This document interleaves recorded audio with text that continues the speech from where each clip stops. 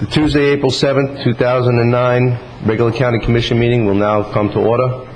We'll be having the invocation by Jim Davis, Public Works Director, followed by a brief pause, and the Pledge of Allegiance will be led by Commissioner Wheeler. Please rise. Almighty God, we give thanks for this new day and for the privilege to assemble in these chambers to govern this great county. Give our leaders wisdom in establishing those policies that are pleasing to you and your creation. We also lift up the family of our friend Jim Granzi and ask that you comfort their hearts upon his loss. Let us reflect also on the Easter message of forgiveness of sins to those that call upon the name of Christ. In Christ's name we pray. Amen. Amen. As many of you are aware, we've lost a great friend to Indian River County, Mr. Jim Granzi, and I'm calling for a moment of silence in deference to him.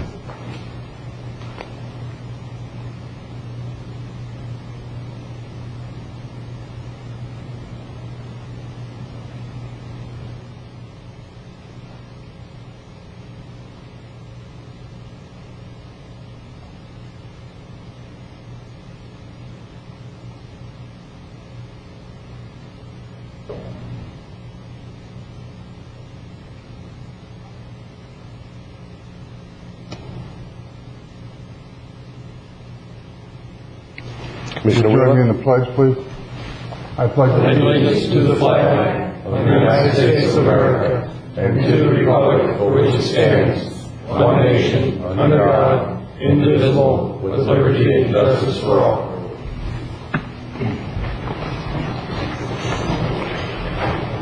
Thank you. Are there any additions, deletions to the agenda or emergency items? Yes, Mr. Chairman. I'd like to add a proclamation under number 5. It would be a proclamation for Mr. Jim Granzi. Item number 5A. Second.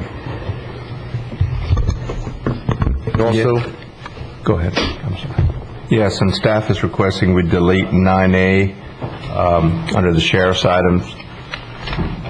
The grant's advertised for next week, and we have to hold the public hearing next week. That's due to the advertising requirement. Yes. Thank you. Take a motion on the... Move to approve the agenda as amended. Second. All in favor? Aye. Opposed? Commissioner Wheeler. Yeah, I've got the honor and the privilege of reading the proclamation from the board to the Granzi family. And in fact, if you would like to come up to the podium, Dorothy and your son and daughter-in-law. I've had the pleasure of knowing Jim probably almost since he took residence here. Met him in my donut shop, and we've been friends for many years and spent a lot of good time together, and I've benefited over the years from his wisdom. But I'd like to read this proclamation and then present it to you. And this is honoring James M. Granzi from 1919 to 2009. Whereas the Indian River County is honored to have been the home and final resting place of James Jim Granzi, a true man of the people, to be admired and honored and remembered. And whereas, for almost a quarter of a century, many commissioners and county staff members have enjoyed the privilege of being touched by his dedication and wisdom of our government in Indian River County. And whereas this World War II veteran and modest, humble, gentle man gave generously to our community, serving and leading countless committees and associations and putting the community before himself, he was committed to making things better for everyone. And whereas he will be greatly missed and will be remembered as a symbol of what we hold dear as public servants, for Jim was the breath behind the words of Sir Winston Churchill, which proclaimed, "We make a living by what we get, and we make a life by what we give. Now therefore be it proclaimed by the Board of County Commissioners of Indian River County, with heavy hearts at our loss of a magnificent servant of the people, ask all who read this proclamation to Jim Granzi as he would have wanted to be honored by thanking those who served the citizens of this county as the Founding Fathers believed would be a continuing call to the public service for generation into generation." And it's signed by all 5 commissioners, and we appreciate you being here. And Jim will be missed. So, thank you. And I'd like to thank you very much. Thank you so much. And He would be so thrilled. He has to be watching all of us here. Thank you so much. Yeah, just as a footnote to this, for those watching this on television, Jim Granzi probably collectively has been to many more county commission meetings than any commissioner that's ever sat at this dais. For, I don't know, 20 years, I don't think he's missed more than 1 or 2 meetings, and it was a pleasure knowing him. And I'd like to also add that for the last 30 years, Jim is predicting what's happening to our economy today. Thank you very much.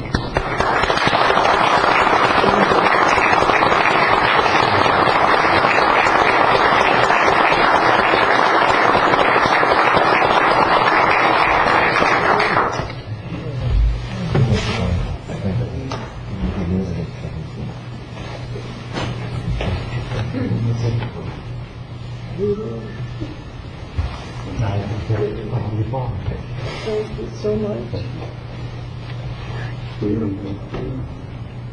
Sorry for the loss.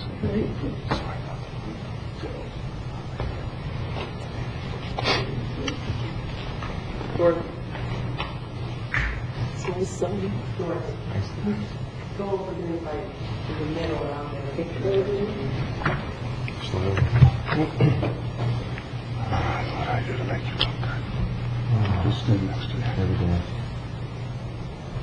The road between 2 palms. Raise your hand. He's worried about life.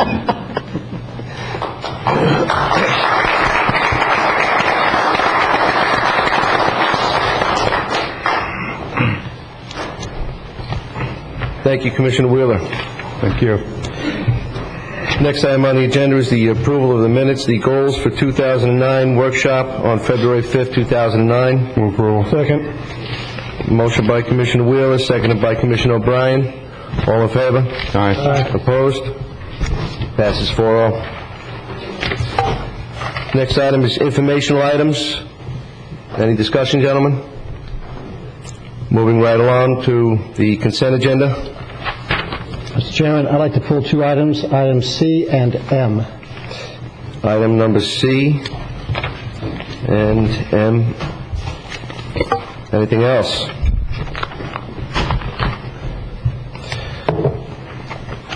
Motion to approve the consent agenda? So moved. That's my resolution. Second. Motion by Commissioner Solari, seconded by Commissioner O'Brien. All in favor? Aye. Aye. Opposed? Motion carries 4-0. Commissioner Solari.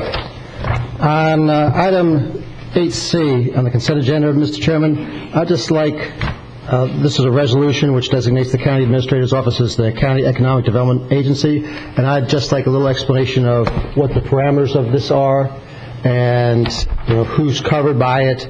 There's just, for me, there's not quite enough detail in the backup to understand both the purpose and how this will function on a day-to-day basis. So if I get some... Joe?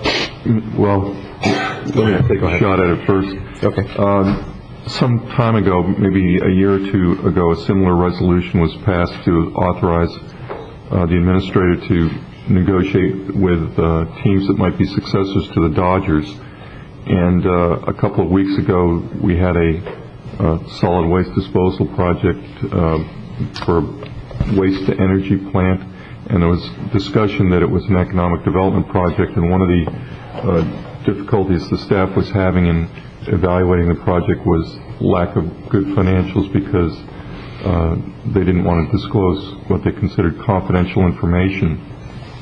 State law provides that if you designate an employee or an officer as an economic development agency, they can maintain the confidentiality of certain information during those negotiations, which includes trade secrets, business plans, things of those nature.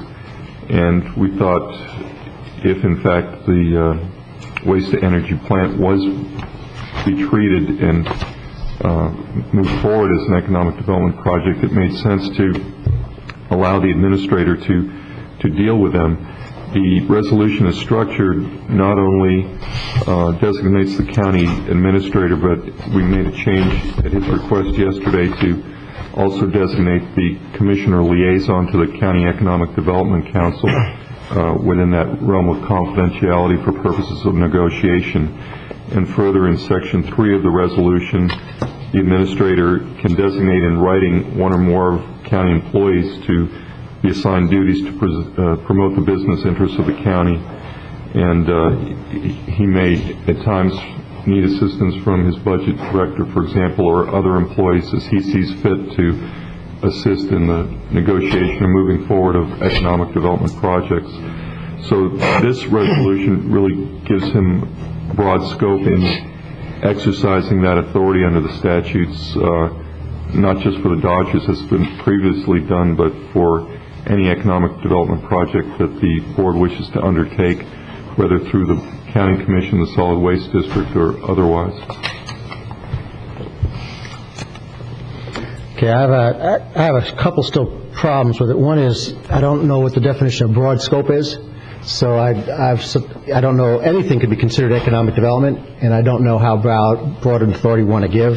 Certainly it makes sense for specific items to be covered, but the county commission can basically be left out of the loop on almost anything with this. And also think that there needs to be some mechanism that at least the other county commissioners can be made aware of some of the subjects at some point in time. You can have the county administrator of his designee be working on something for 6 months, 9 months, and we might not the other commissioners might not necessarily know it. And if the commission liaison knows it, that's great, but he can't discuss it with any other commissioners. So again, this just strikes me as extremely broad, and I can understand the purpose for it in things like ENEAS, New Planet Energy, and things like the baseball negotiations, other economic items, but I don't know, again, what the parameters of it are, and I'm a little uncomfortable with that. And I don't know if the other commissioners are or not. Chris, I think really what this is applying to is public records request. I don't think anything in here would preclude the administrator from discussing a project with any commissioner, but it would allow him to not have to release that information on a public records request. And again, the good example is the NES project, where staff has been very hesitant to move forward until they've been able to see the books. This will allow either the administrator or the budget director to look at their books, verify they do have financial backing, but not release that information to the press or any other public records request. But I don't believe it would prohibit them from sharing that information with the commissioner. Is that your understanding, Mr. Collins? Yes. Well, when you say share the information, the administrator or his budget director could say, we have reviewed the books, we think their financial status is sound. I don't think he would release the dollars and cents of their assets, liabilities, what they're committing to the project, but certainly a general sense of whether they were solid enough to move forward with. Okay, with that, I'd just like to suggest that when we administrate this resolution, that we do it on a narrower sense rather than broader sense, and keep in mind that we don't want anybody over time telling us that we're trying to avoid any sunshine requirements or anything like that. So we could modify this to make it specific to the INEAS solid waste. No, I don't think that's necessary. I think that we're going to hopefully be pursuing a lot of economic development activity, and we don't need to be having this coming back for us each week. I just want to make sure that it's not used as a tool to avoid sunshine, that it's administered in a narrower sense. Maybe we could put the main focus here is, let's say we have a new industry that's trying to come into town and they don't want their name mentioned, they want to go through the process quietly. Maybe we could put a paragraph for any new industries or existing industries trying to expand in Indian River County. Make it for industry only. Okay, with that caveat, I'm comfortable with it, and I'll move approval, but also just with the caveat that we try to administer it in a narrower rather than broader sense. Second. Any further discussion? All in favor? Aye. Opposed? And the next item, Mr. Chairman, that I pulled was item number M, and that was simply something which I think is basically a housekeeping item, which I basically agree with, and it allows purchase orders to be issued for individual projects dealing with surveys for the county administrator to go right ahead with them and bypass a 2-week delay before the county commission. I think that's fine, but I would like any such proposals then added just as a purely informational item after the fact. And if the commissioners can agree with that, then I'll make a motion to approve the staff I'll second recommendation. Thank you. That takes care of my matters, Mr. Chairman. All in favor? Aye. Opposed? 4-0. Moving right along, gentlemen. Item number 9A has been pulled for advertising purposes. Item number 10, public items, a public hearing. It's a county-initiated request to amend the text of the comprehensive plan's future land use element and the coastal management element to change the definition of the coastal high hazard area. Amend the coastal high hazard area map, figure number 9.24 of the coastal management element. Amend the coastal high hazard map, figure 2.29 of the future land use element, and amend the future land use element map by depicting the revised coastal high hazard line CPTA 20080070046-62333. Memorandum dated March 2nd, 2009. It's legislative in nature, found on pages 159 to 180. Good morning. I'm Bob Keating. I'm County Community Development Director. And this is the final adoption hearing to change the definition of the coastal high hazard area and to revise coastal high hazard area maps that are in the comprehensive plan. What I'd like to do is start out and give you a brief overview of the comprehensive plan and the comprehensive plan amendment process. I know you've seen this before, but I think it helps the public put in perspective what we're doing here. You know that every local government in the state is required to prepare a comprehensive plan. The state essentially has the authority to accept or reject comprehensive plans and plan amendments. In Indian River County, the comprehensive plan was adopted in 1990. It was substantially revised in 1998, and it will be substantially revised again this year based on the evaluation and appraisal report that y'all approved several months ago. In terms of comprehensive plan amendments, the state limits local governments to amending their comprehensive plans to twice a year. In Indian River County, we have comprehensive plan submittal windows in the months of January and July. The amendment that we have before you today was an amendment that was submitted in the July window. The process, as you know, is a long, involved process. It starts with a comp plan amendment application being submitted to the Community Development Department. There's a public hearing before the Planning and Zoning Commission. Then there's a transmittal public hearing before the Board of County Commissioners. Then the application is transmitted to the Department of Community Affairs, where they and other state agencies review it. The Department of Community Affairs sends a report, an objections report, to the county. Then we get to the point we are today, where the Board of County Commissioners holds the final adoption public hearing, and the process is almost over.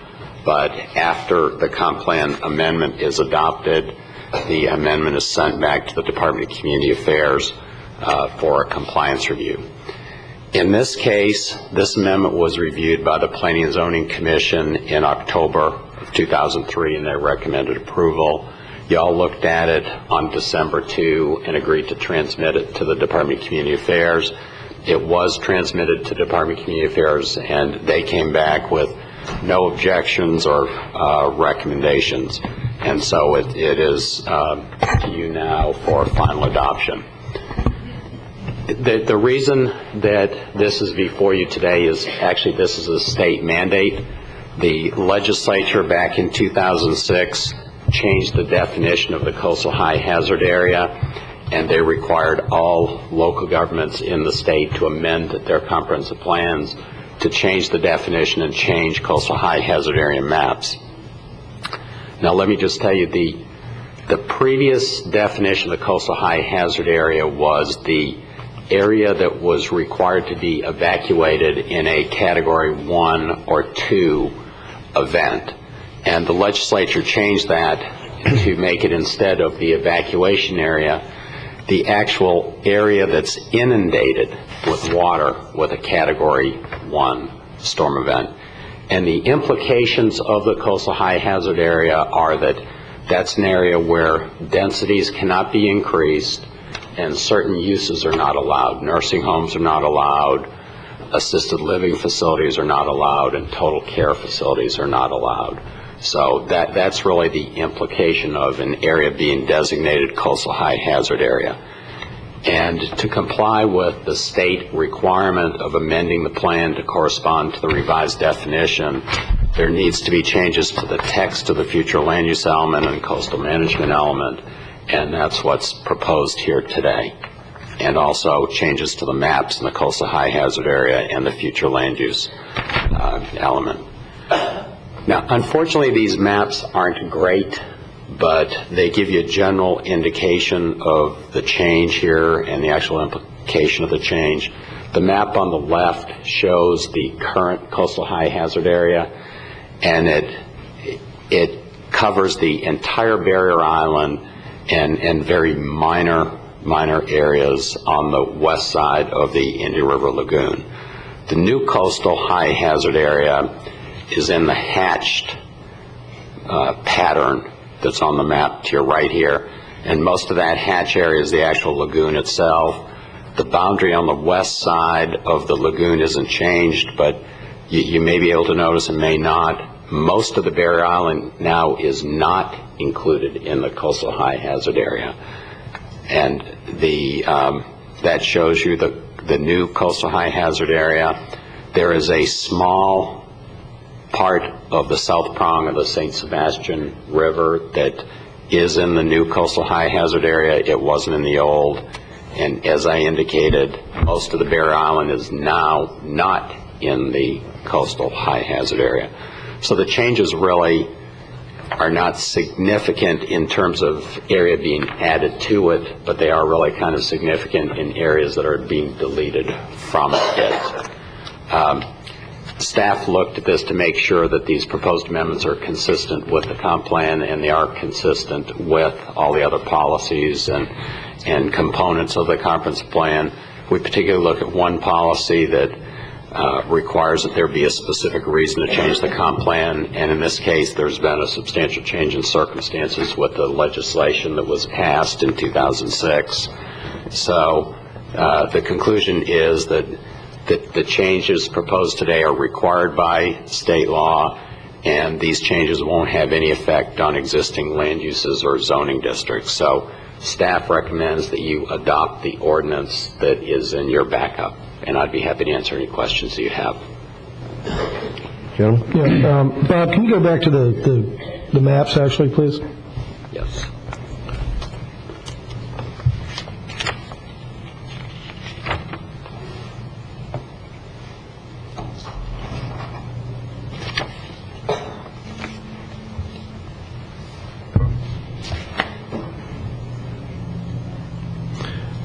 Will this affect our evacuation zone map by going with this change?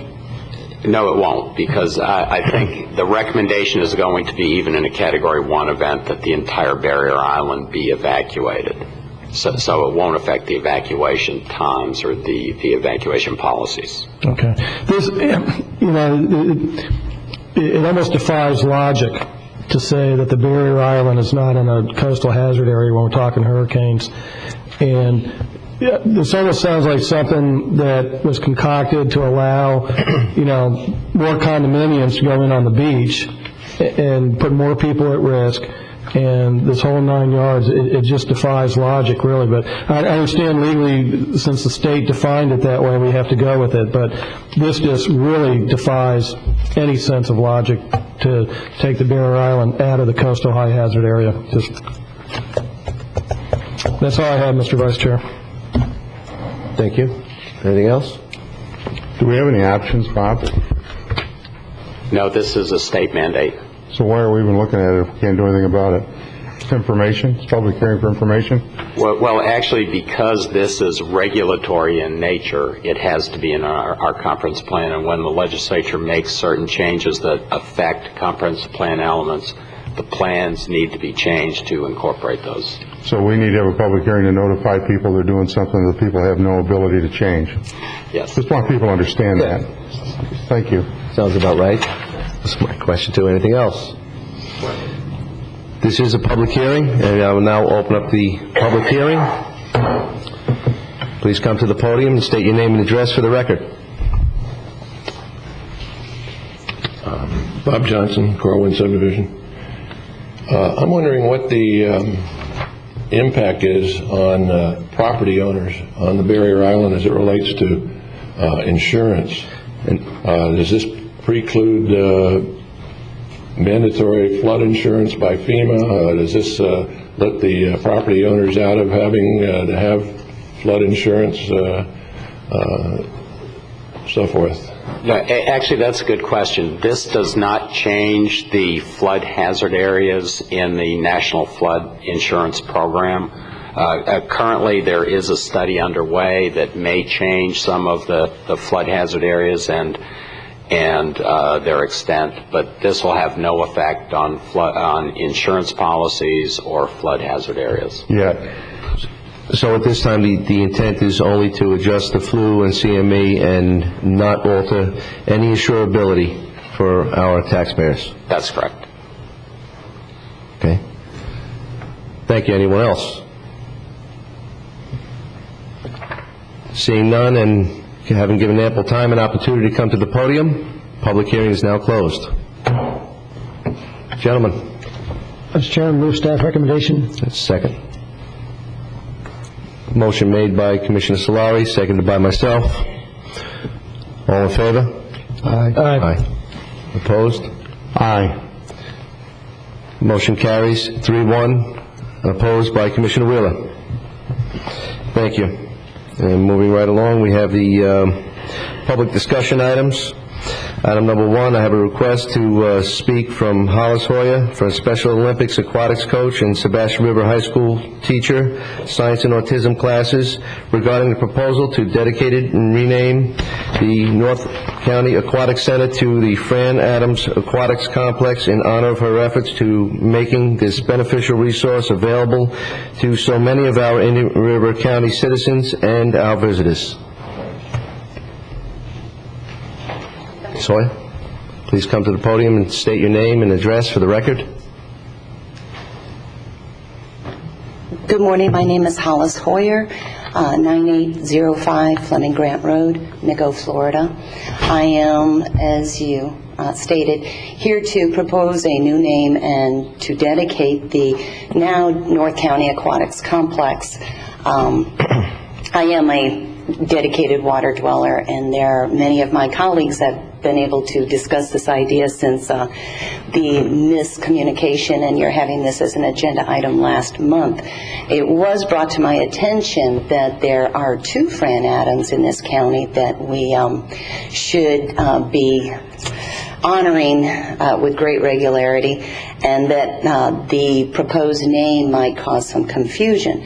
So with that discussion with others, it was asked that I suggest that the name be Sebastian River Aquatics Complex in honor of that natural resource and the preserve that surrounds it. It gives that incredible aquatics complex of regional renown and now national because of the many events that have been hosted there, an association with its surroundings, the natural resources that are so special to that part of our county, and then have the dedication, perhaps a plaque out front for Fran Adams, the commissioner, who was the driving force behind bringing that from blueprint to reality and is now enjoyed by so many of us, the little itty-bitty flippers to the seniors who rehab and enjoy prolonged health because of those great waters.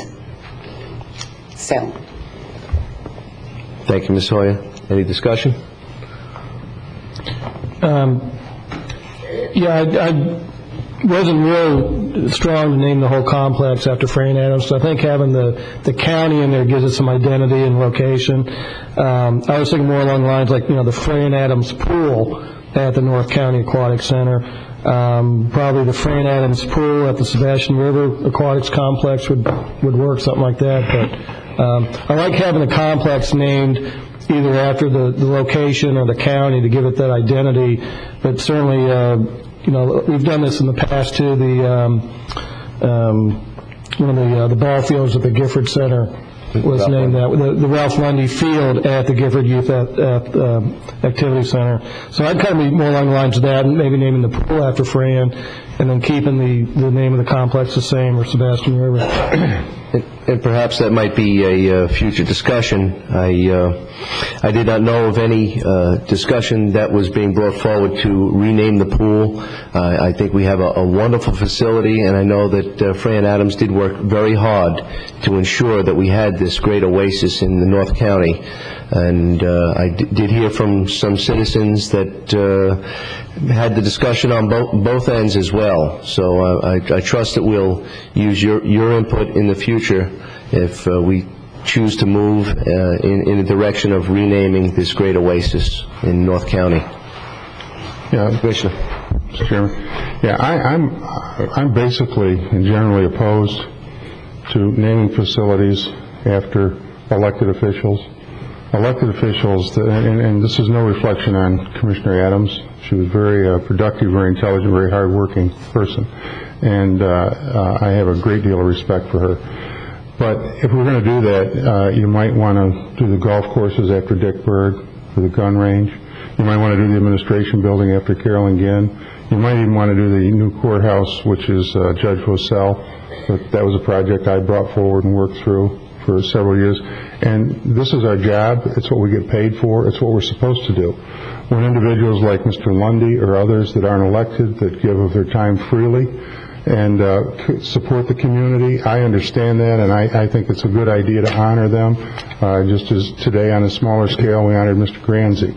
But to honor people for doing the job they're getting paid to do, I just don't see the logic in it. I think we should stick to looking at people that give above and beyond in the community to give that honor in their memory.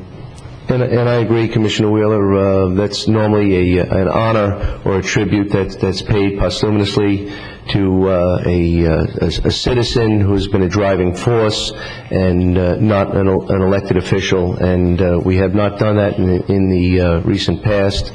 So I guess we'll be looking at that in the future. And I want to thank you for your input regarding the North County pool. Thank you. Next on the agenda, a request to speak by Brian Hetty regarding the economic recovery.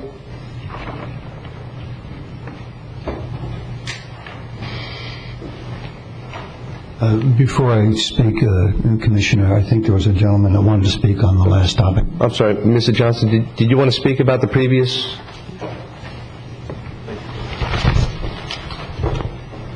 Thank you, Mr. Hetty.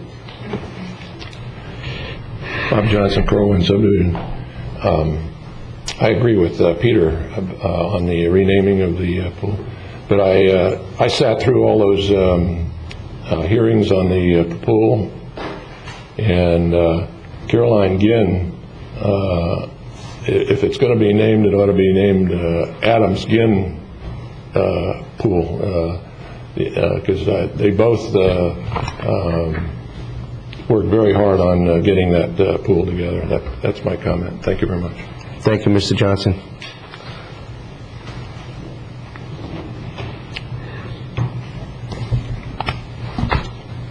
Mr. Hetty.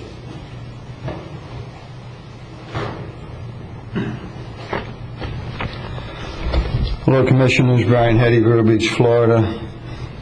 Thanks for the opportunity to come in and speak with you today.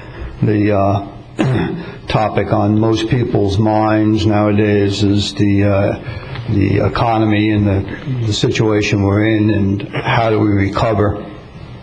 And it's interesting listening to some high-level elected officials that would have us low-level people think that it's a very complex issue.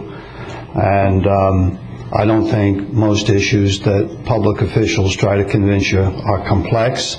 I think they're rather easy, but the more you can convince people that they're complex, then they yield to the public officials. And I think that economic recovery really is pretty easy, and it's not all that difficult. And I think county government, local government can help, and they can help locally, and they can also help by letting their feelings be known to the state and federal authorities.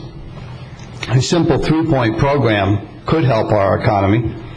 And the first point is that it's a law, it's a requirement to hire a legal workforce. It's just as simple as that. Hiring illegals is an illegal thing to do, and the employer can go to jail for that. And I think that this county should, on any of its projects, insist that all workers that are on the job are in fact here legally. I don't think that it's too much for the county to ask, and I think that it's something that you can do. And I think that if you look around, I think that you'll see that there probably are some people in this county that are probably working illegally. I know that the sheriff is a constitutional officer, and the county commission really can exercise very little control over the sheriff. You do control his budget, but he is a constitutional officer, so it's difficult for you to tell him what to do. But I think you certainly can let your feelings known, and I think there's one way you can, and that's by telling the sheriff that he should enforce some laws with respect to illegals, and that wouldn't be just workers that are in the county workforce, but anyone that's working within the county. The second point is that any stimulus money that comes into this county, I know that once stimulus money was announced and local governing authorities realized they could get their hands on some federal dollars, there seems to be an opinion by some people that these federal dollars are free money. Well, the government doesn't have a magical money tree in Washington from which they pluck these dollars. Anything at all that they give to you came from us. And I think that you as a county government can insist that any stimulus money that you get at all, any dollars, be spent on certainly a legal workforce using American products made in American factories by American workers. And you as a county government can insist on that. The third point is that you can make your feelings known to state and federal officials. And I think that what we need to do is eliminate the middleman. You see billions of dollars going out to banks. And I think that if we took some of that money and eliminated the middleman, eliminate the banks, and send that stimulus money to the Small Business Administration to lend out to small companies. I know that there are small companies in this community that are struggling, and I know that there's some pretty smart people in this community that would start up a business and hire some people to lessen the unemployment in this community if they had some money to do that, and all these billions of dollars that have gone out to banks hasn't seemed to help. So eliminate the middleman and send the stimulus money rather than to the banks. Rather than do that, send it to the Small Business Administration and allow for some small entrepreneurial type companies within our communities to flourish. And you could make that request known to the feds, and coming from you would mean more than just coming from me. And then the other part of economic recovery is that we need to depend on our governing authorities to spend our tax money in a smart way. I know that recently this commission took a vote on impact fees, and they eliminated the impact fees. Well, to the untrained ear, that might sound good. Eliminating a fee could stimulate the economy, but what you didn't eliminate was the impact. So the only thing you really did was you transferred the tax from people who want to come into this community to people that are already in this community. And I think that that's clearly unfair, and I think that people in this community that are already struggling shouldn't be hit with an additional burden, and eliminating the impact fee does exactly that. Another point on smart use of tax dollars is, in fact, Commissioner Fletcher, you were the only commissioner, I believe, that in one example decided to try to use tax dollars in a smart way. And if you recall, there was last year, year before, there was an item before the county commission to spend some money on some land preservation, and we wanted to maintain the land in farming, and we wanted to do it forever, and there was $12 million or something involved, and we were going to give $12 million to the property owner in exchange for a promise that the land always stay in farming and not be developed. And Mr. Fletcher, if I recall, your proposal was to give the $12 million, keep the property forever wild, if you will, but give us, the people, the deed. And you did not convince your other commissioners, unfortunately, to spend the money in the smart way. Instead, we just gave away $12 million. But I think that, and there's some examples right now, $12 million, $10 million, or I'm not sure exactly what the number is, but there's a property right out here at the airport, 300 and some odd acres, that's available that we could own, that would have been less money than what we spent on some preservation. The next point is the enterprise zone shouldn't just be for the big boys, the pipers, and we need to make sure that anything at all in the enterprise zone is absolutely, unquestionably available to the small local businessmen, not just a plum for the big boys. And then last but not least, it's something that all citizens in this community can do, and anybody watching this, either live or on the repeat, if we in this country want a vibrant American economy, then each and every single one of us can exercise control with our spending dollars. And in this community, what that would mean is that spend our dollars locally and spend our dollars on American-made products. And I was on TV 10 a couple of weeks ago on Marshall Littlejohn's show, and we talked about what was available in terms of American-made products. And I showed her the label on my jacket, and you can check the label. Yeah, no label, American made. All right, Joe, good man. But there are American made products, and it does take some effort to find them. I was out shopping for a pair of shoes recently, and I can tell you that it's difficult to find a pair of shoes made in America, but there are some companies that still do make, and not just high-end either. New Balance, I think, is one of the companies that still makes an American-made shoe. I'm trying to buy tires right now from a local guy that's a small business, and he got the tires, the American-made tires, from my wife's car, but he's having a difficult time finding an 18-inch for my Jeep.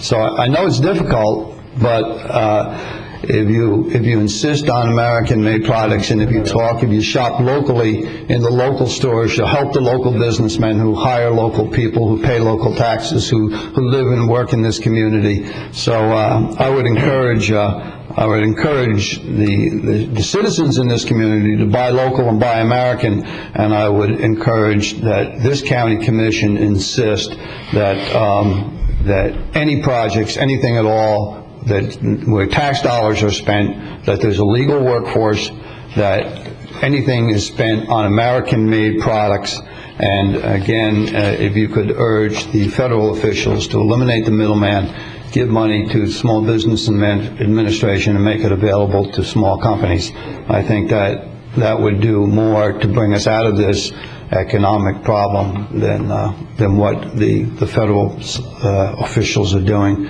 Thank you. Mr. Heddy, thank you for your input. I will note that you've said quite a bit in your time here at the podium. A resolution was made here at the County Commission in opposition of the Economic Recovery Act that unfortunately is taking place, and we're awaiting to see some of the fallout for the citizens of Indian River County, and it might take some additional time. There's been many economic actions or plans that were spurned from the summit and from workshops, and those are additional tools that we can use locally to assist us in economic stability in these uncertain economic times. But most certainly, the lion's share of the burden right now is with the banking institutions and what has happened at the federal level, and I appreciate that. I also see the sheriff is here, and I would encourage you to further discuss your concerns about the workforce and specifically his enforcement with him, unless he would like to speak publicly on that since he was mentioned. I encourage you again to speak with him at a later time after the meeting and perhaps give your input to ensure that your wishes are heard by our constitutional officer. And thank you. And I understand that there was a resolution in opposition, but this is more of a proactive. This is more, okay, look, we're not just opposed to mindless spending, but rather than just be opposed to mindless spending, here's the way we can do things that can help us. So I think this is not just my suggestions are not just in opposition to some of the insanity that's going, but rather a proactive approach on how we can do something, what actions we can take in order to help the economy. And I can speak to Darrell. He's a good man, and I know that there is a sheriff in this country in another state that has taken the kind of proactive response to illegals that I've suggested, and I know that he's made national news and probably not the kind of publicity that the sheriff wants, but I think that it is something that is important to this community, that we need to ensure that at least this county has a legal workforce, and that the jobs that are available in this county are available to people that are here legally, to citizens of the United States. Thank you. Thank you, Mr. Heddy. Anything? Yeah, I wasn't going to say anything, but I think that everything Mr. Heddy said sounds good, makes sense, if you don't drill deeper. And what this country needs to do is get back to its basic fiscal responsibility of taking care of government matters and getting out of a lot of other things we're involved in. And like it or not, we're in a world market, and if we want to be successful, we've got to be competitive, because people are going to buy where they can get a better price. And I may be mistaken, but I think your Jeep's made in Canada.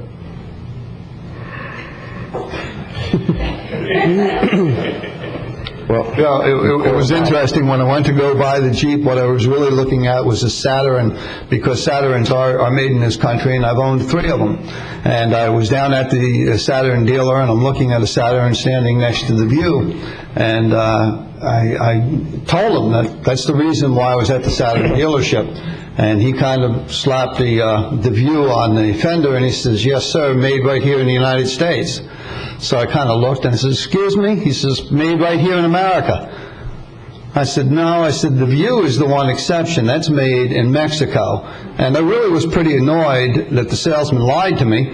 I think that most people that know me know that I have a problem with liars, cheats, and thieves. And anyway, I was upset that the man lied to me, and I turned around and I walked out.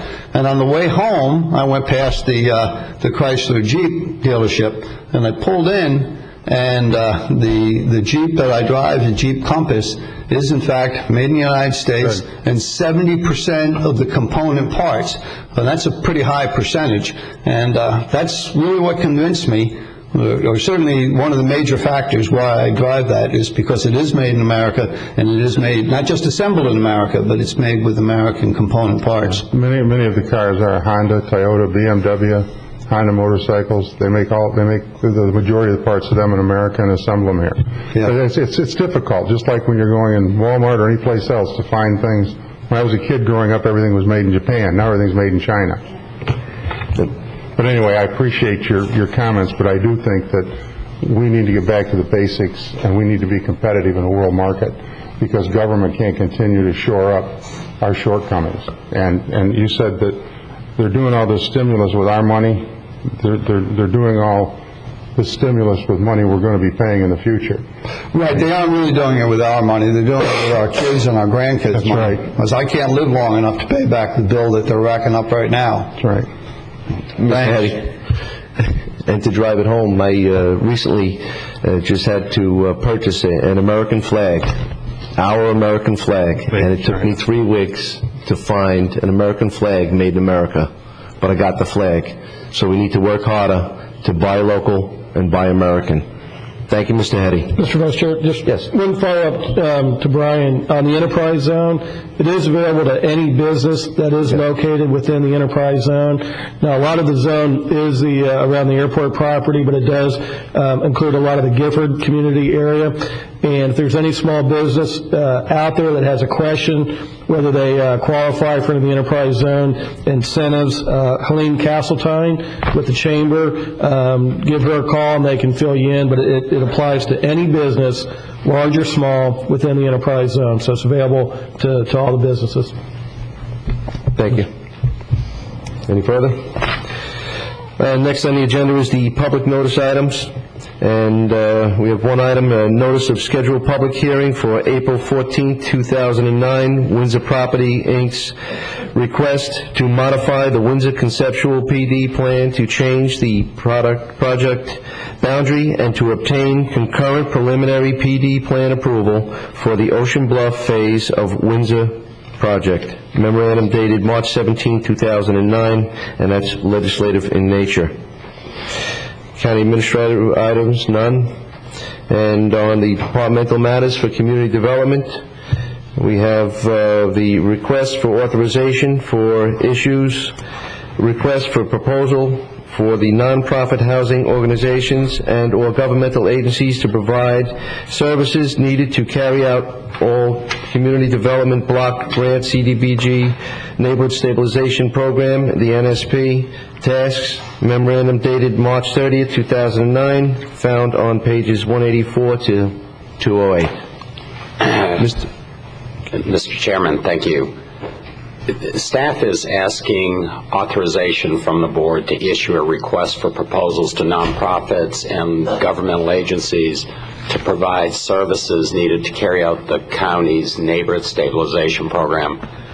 Back on March 17th, the board authorized staff to submit an application for neighborhood stabilization funds, and that application was submitted yesterday, which was the application deadline.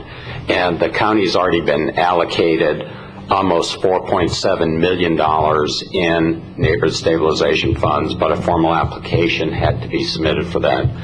This request for proposals that's before you, normally something like this would be on the consent agenda, but because there's a lot of interest in this program and a lot of interest by the nonprofits, staff wanted to make sure there's an opportunity to discuss this and get other input. That's why it's not on the consent agenda.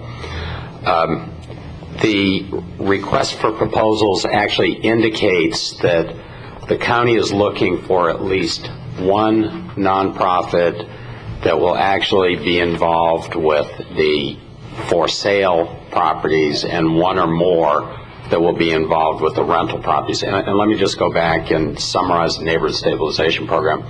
This is a federal program that came about because of the significant number of housing foreclosures that are occurring nationally. And since Florida is one of the states with the most number of foreclosures, Florida is getting a disproportionate amount of the neighborhood stabilization program money. But the real objective of the neighborhood stabilization program is to stabilize neighborhoods, and to do that by having local governments with nonprofit partners go and actually purchase foreclosed properties, fix those properties up, and then either sell them to qualifying households or rent them to qualifying households. The allocation that the county got was, as I said, almost $4.7 million, and of that, $1,082,000 has to be used for rental for households at or below 50% of the median. The rest of the money, about $3.6 million, could be used for either sale or rental, and for households below 120% of the median. When we brought the application to you, the board indicated that you would rather have more of the money spent for rental than for ownership. So in essence, the way it's come out is about 2/3 of the money will be allocated to rental and about 1/3 allocated for the sale. And of that 2/3 that will be for rental, as I said, $1,082,000 has to be used to benefit households below 50% of the median, and the rest can be used for rental of households below 120% of the median.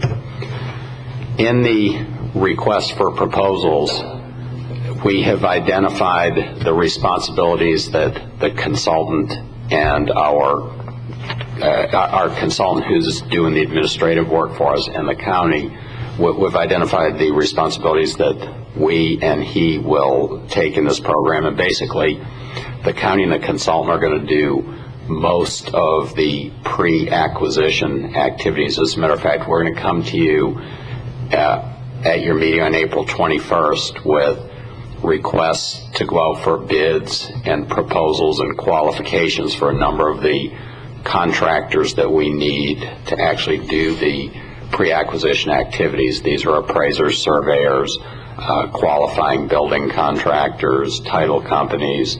So the county and the consultant will be doing a lot of that work. We'll be doing the negotiation for the properties that will be purchased, and be doing a lot of the specific activities.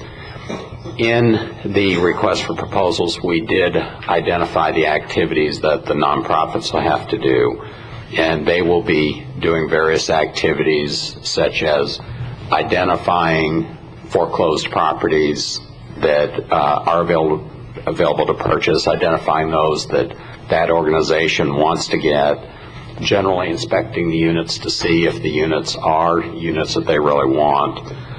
They will be taking title to the property and actually holding the property in their name. For the for sale property, they'll be holding it only until it's sold to a third party. For the rental properties, they will be holding it for a significant period of time, at least 25 years. The nonprofits will also have to maintain the properties. For the properties that are for sale, they'll have to maintain the properties from the time that they take title to the time that it's sold to a third party recipient.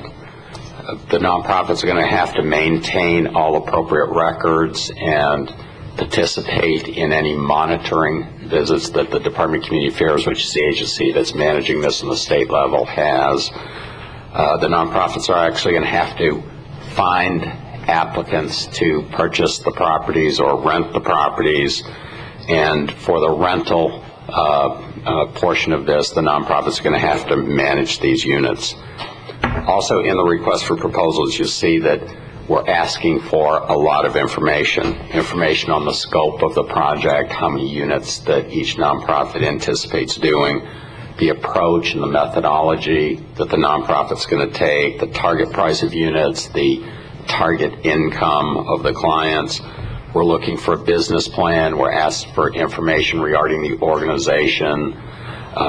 organization's experience and capacity to do the work, asking for the staffing and information about the staff.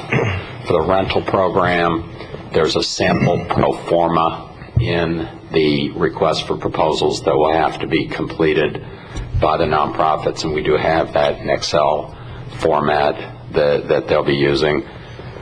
We also request that the proposal identify the amount of the developer's fee that the nonprofit will be asking for, and the developer's fee is a percentage of the total project cost, which should say be the actual cost, the purchase price of the foreclosed unit, and the rehab cost, and that can't exceed 12%, but the purpose of the developer's fee is for the nonprofit to have a revenue source to maintain the property for that period that they hold it before it's either rented or sold, and to undertake all the activities that are necessary, maintain insurance, maintain the grounds, keep the electricity on, pay the property taxes and things like that.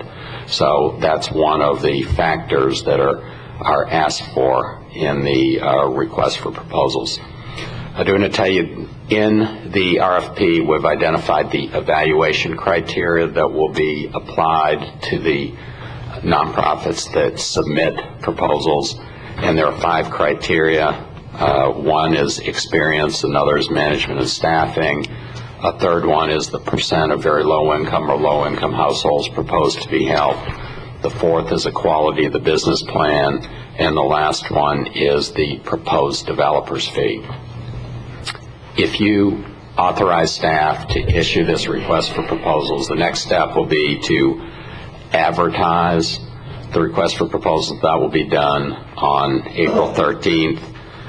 We have proposed to have a non-mandatory pre-proposal meeting with any interested parties so we can help them prepare their application. We can walk them through the request for proposals, and we can answer any questions that they might have. And the proposal due date is May 6th. Also, prior to May 6th, the county administrator will set up a selection committee. That's the way the county's rules are, that the county administrator does that. So the selection committee will be set up, and the selection committee will evaluate the proposals, shortlist if needed, have presentations by the proposers, and then make a recommendation that comes back to the board. But the final decision on which nonprofits participate and how many units or how much money they get will be with the board. And with that, staff recommends that you do give us authorization to issue the request for proposals, and Susan and I would be happy to answer any questions you may have. Gentlemen? None for me. Thank you. Mr. Chairman, I think that there are some people in the audience who want to speak on this, if it's possible. Just want to give you the opportunity if you had any input prior to the public input. Any further? Well, if anybody would like to speak on this topic, please come to the podium and give your name and address for the record. Good morning. My name is Tom Tierney. My address is 6755 4th Street. I spoke with you before. I'm a board member of the Homeless Family Center and the Coalition for Attainable Homes. The coalition seeks to be one of the nonprofits that would participate in this program. I have a few questions. Mr. Keating spoke a little bit about the selection committee. I was curious if the members of that selection committee had been named, and if not, who would be the members of the selection committee? You know, county staff, county commissioners, members of the public. How would that work?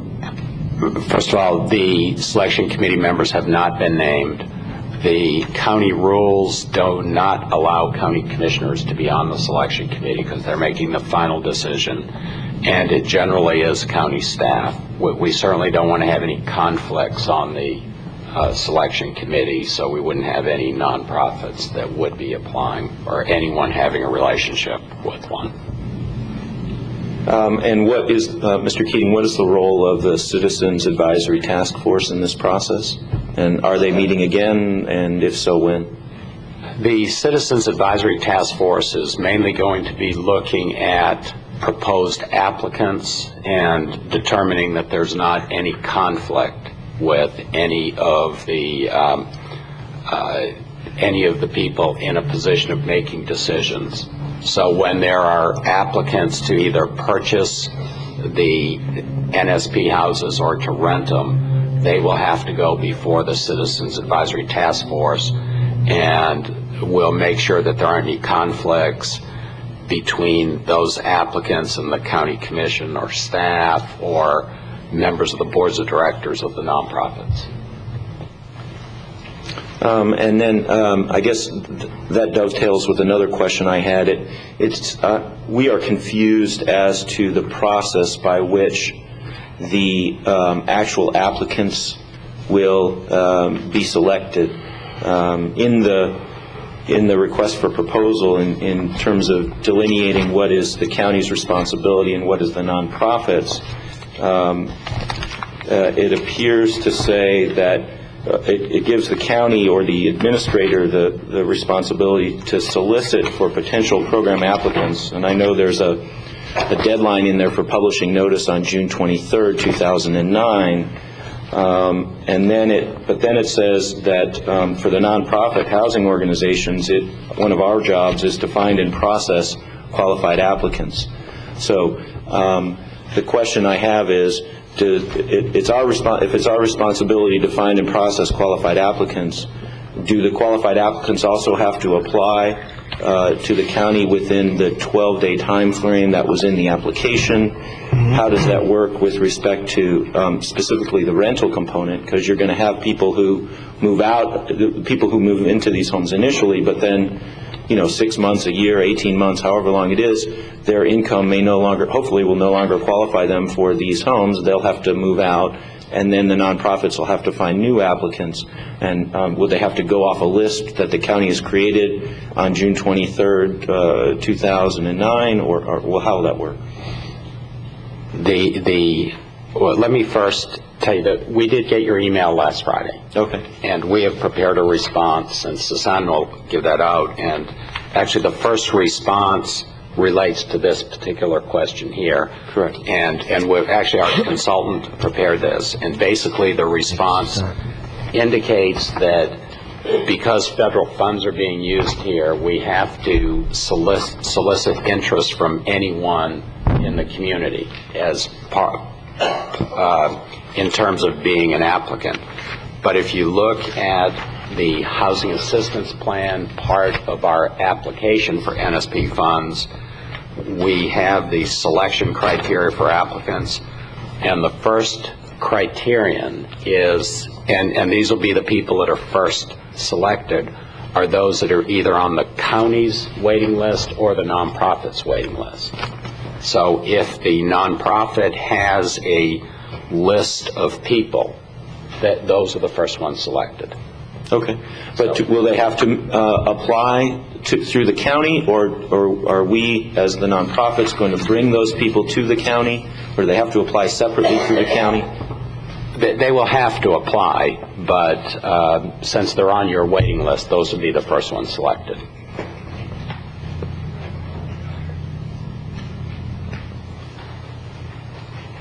And will that have to occur within 12 days of the June 23rd date, or when is that process going to take place, when the nonprofits will bring the applicants to the county? And can it be after that date?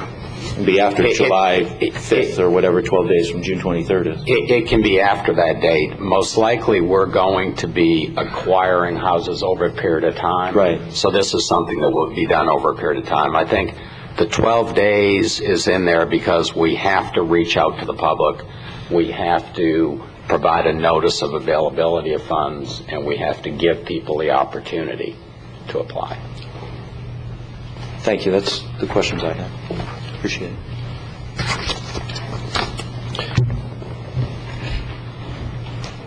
Anyone else?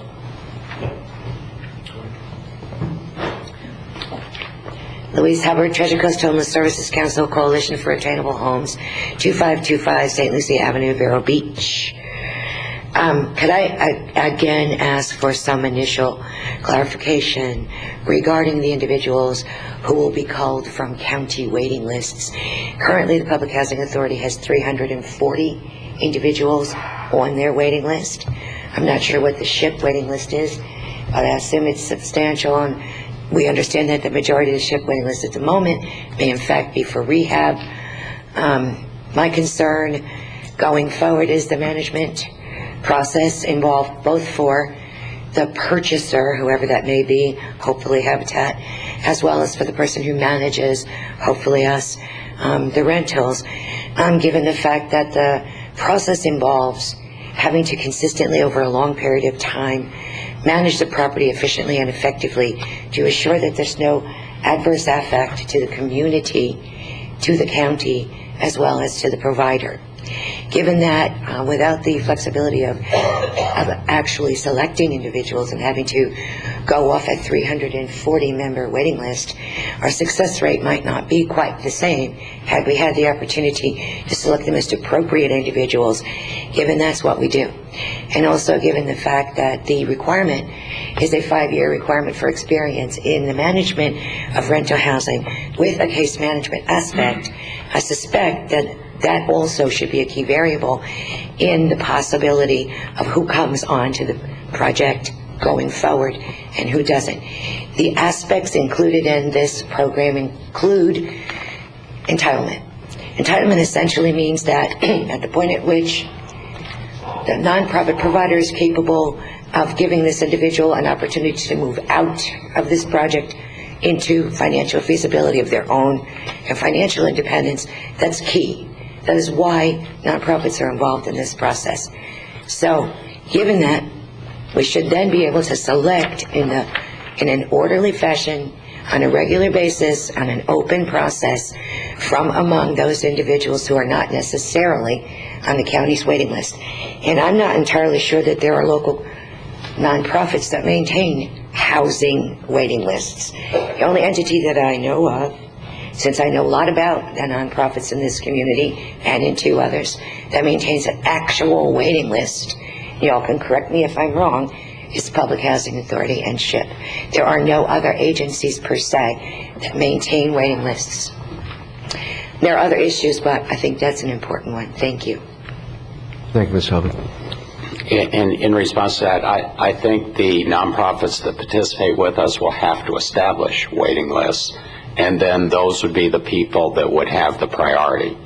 In terms of the way the selection criteria are right now, the first criterion, the one that we look at first and pick the individuals, are applicants that are either on the local government's affordable housing waiting list or on a nonprofit's waiting list.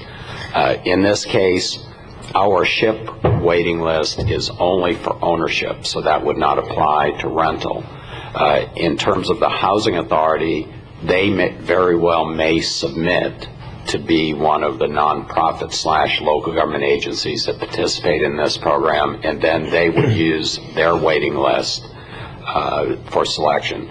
But basically, any nonprofit who is selected to be participated here will have a waiting list, and they can choose the actual participants from that waiting list, and they wouldn't have to pick people from the county's waiting list or the housing authorities. So, Bob, you're saying that they will have a waiting list. That's anticipated natural progression. That's not a mandate.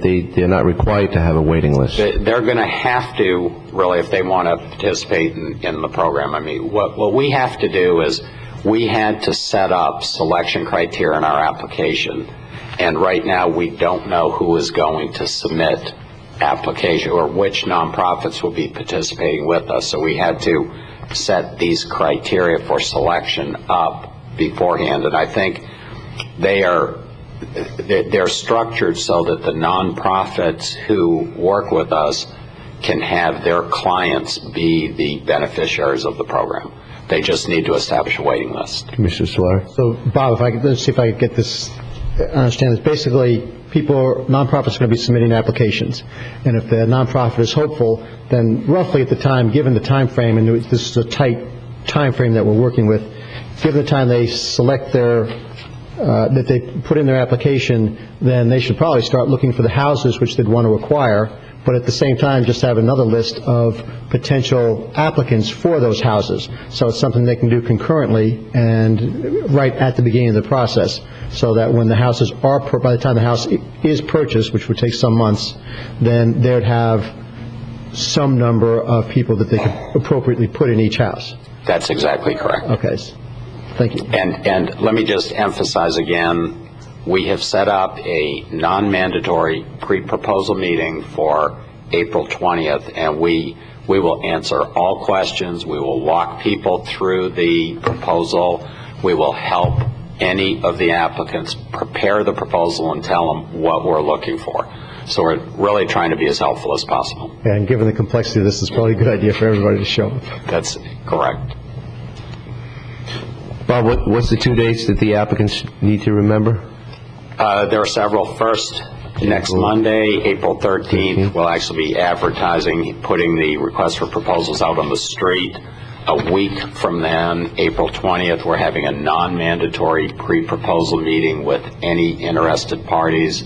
And then May 6th is the application deadline, the proposal deadline. And what time is that meeting on April 20th? I think it's 2 o'clock in the afternoon. Okay. And all the questions will be answered at Yes. that point. Thank you, Bob. Anyone else? Hello, I'm Pete Sherrill, 547 Square Place, Vero Beach. Thank you very much. I had a couple of questions in regards to the selection criteria. Is this criteria, first of all, is it cast in stone, or do we have an opportunity to discuss it?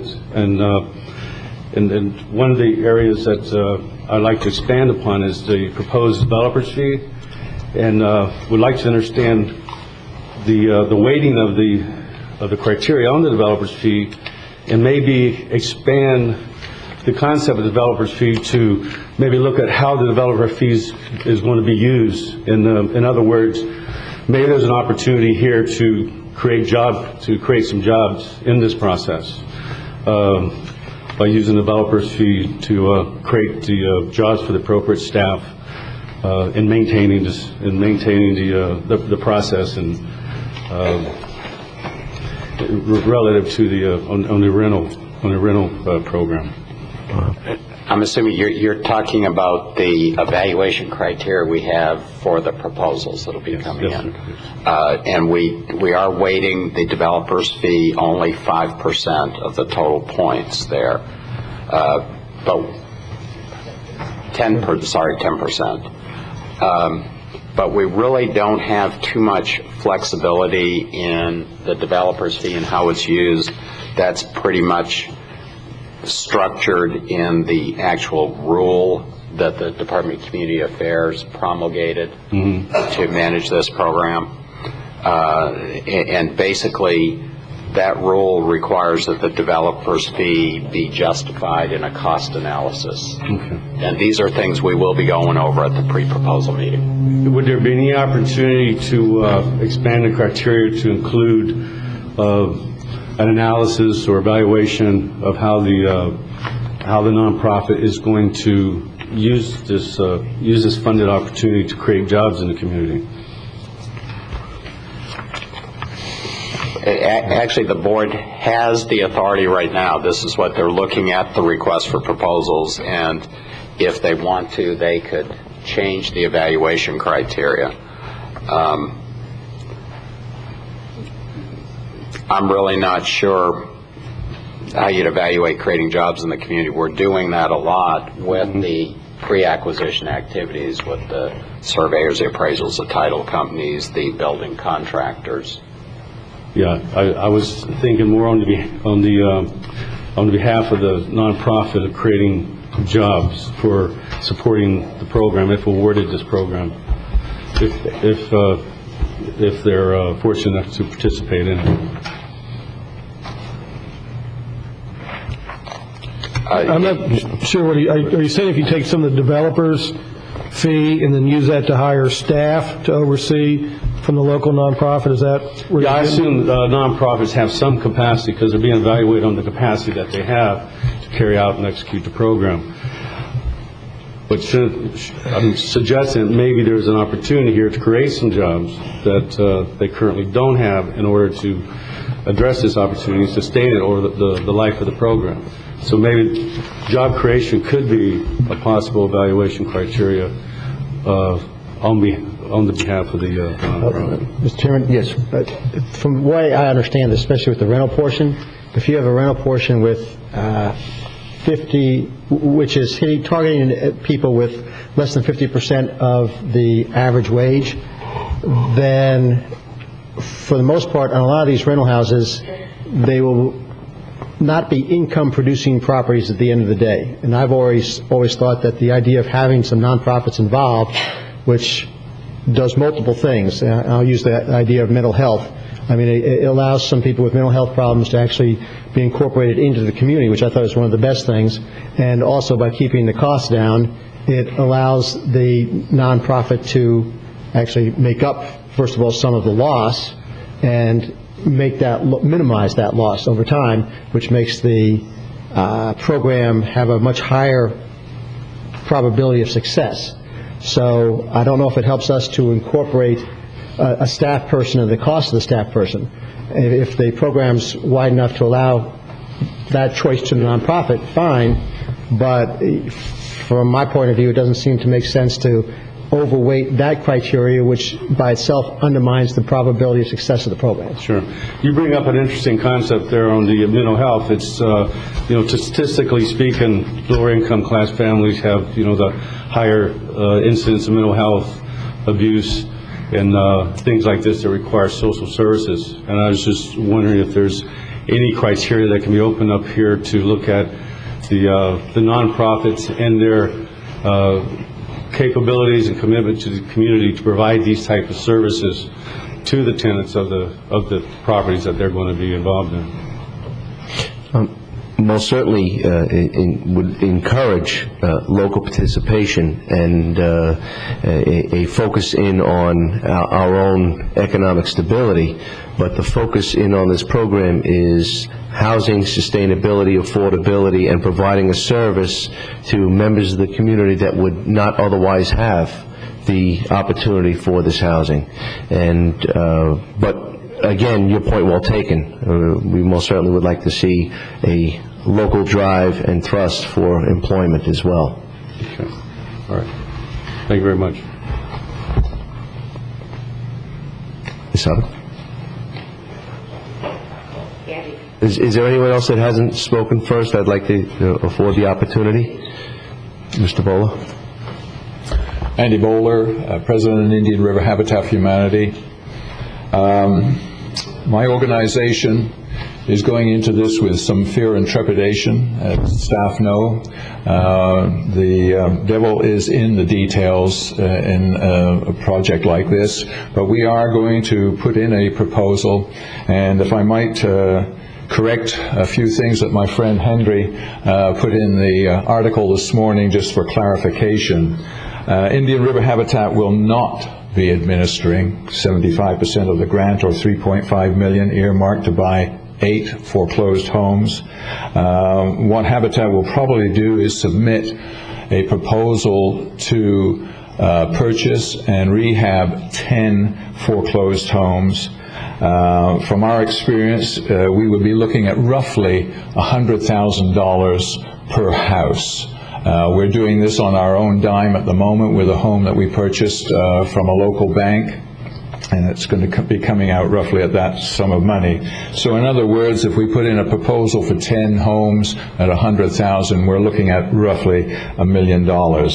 Now, that $1 million is going to be coming out of the $3.5 million pot, which does represent 75% of the total funds, $4.7 million. So, sorry, Henry, if I have to correct you here publicly, but that's how the numbers work out. And if we had followed through with the way it was written this morning, we would be purchasing homes at $437,000, which to all intents and purposes, is certainly way outside the affordable housing market. So just to correct that, and sorry to be able to do this publicly, but we are only interested in about 10 homes, roughly around about $100,000 a home, for a total of about $1 million. I did say in my introductory remark there that it is with fear and trepidation that we are going into this. For over 30 years, Habitat for Humanity worldwide has, or in North America at least, has steered clear of taking government money directly to build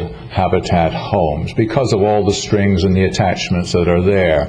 And this, of course, is slightly different. There are renovation projects here to be had, and we are still unclear as to whether we can charge a mortgage. The details, a lot of which will be that will charge a mortgage that we will have to pass back to the state rather than hold within Habitat for Humanity. Those sort of details have still got to be ironed out, and I'm sure on the 20th a lot of these questions will be addressed. There's the possibility that, yes, we could use the government money to purchase the home, and Habitat, with its advantage of using volunteer labor to keep costs down, actually hold back from claiming the renovation aspect of that project, therefore enabling us maybe to be able to have a mortgage that we could retain the funding within our organization. Because there's obviously advantages for us to do the renovation work ourselves with our own limited number of staff, but quite a lot of volunteers that we have available to us. So as I say, we're looking forward to the meeting on the 20th for further details. We cannot be classified, I understand from what we've had discussions with staff, we cannot be classified as a contractor. Is that correct still? That's correct. So at this moment in time, there's not a lot of financial advantage to our homeowners because we would obviously have to then go out to a subcontractor, which is good for the local employment, but certainly not good for keeping costs down. And our homeowners, as you know, fall in the 30 to 60% of AMI, the area's median income. With regard to this particular program, we have passed a board resolution to expand our capability of bringing in families up to 80% of AMI, just so that because these homes are going to be scattered around the county in probably larger lots than what we normally build, and we'll have higher ad valorem taxes and also higher insurance costs, so as to be able to for that home and have sustainability in that home, we've increased the upper limit to 80% of AMI. Okay, that's all I have to say, but we'll look forward to the details. Thank you, Mr. Moore. Ms. Hubby? I just have two requests. One is, would we be allowed to submit questions in writing prior to the 20th so that we have an opportunity to actually formulate our thoughts, because getting an answer to our email right now kind of makes it a little hard. Sure. And the other thing is, I haven't seen it before right this minute. I can't comment. The other issue is this. The 10% that's allocated in the evaluation process by some board of people, in fact, could be moot. If in fact there's a statutory requirement that between 8 and 12% of the dollar be the upper limit on developers' fees. You know, why is that a 10%? Why is that a 10 percentage points? To what purpose is that? Other than that the larger the agency, the more capacity it has to spread the developers' fees. I mean, I just don't understand why you need that if it's a statutory requirement in the document, which in fact it is, and between 8 and 12% can be used for developers' fees per house. If that's statutory, so if you say I can, is it name that tune? I can do it for less. I don't understand. I hope somebody can explain that. First of all, the 10% relates to the amount of weight that is being given on this criteria in the evaluation of the nonprofits, which ones are selected. Basically, their experience is 25%, management and staffing's 25%, very low, and low is 20%, quality of the business plan is 20%, and the developer's fee is 10%. Now, according to the rule that was promulgated relating to this program at the state level, the developer's fee cannot exceed 12%. But that rule also says the developer's fee, if it's not procured using a competitive process, there needs to be a detailed cost analysis. But the basic reason to have this in as one of the selection criteria and weighting at 10% is really to get more bang for the buck, which is the nonprofits that in essence are more efficient and have a lower developer's fee would get more points in this regard. And if there's lower developer fees, there'd be more money to actually achieve the objective, which is buy more houses and rehab more houses. Mr. Luck. On that 12% developer's fee, is it necessarily better that the developer's fee be lower as opposed to how the developer's fee is used?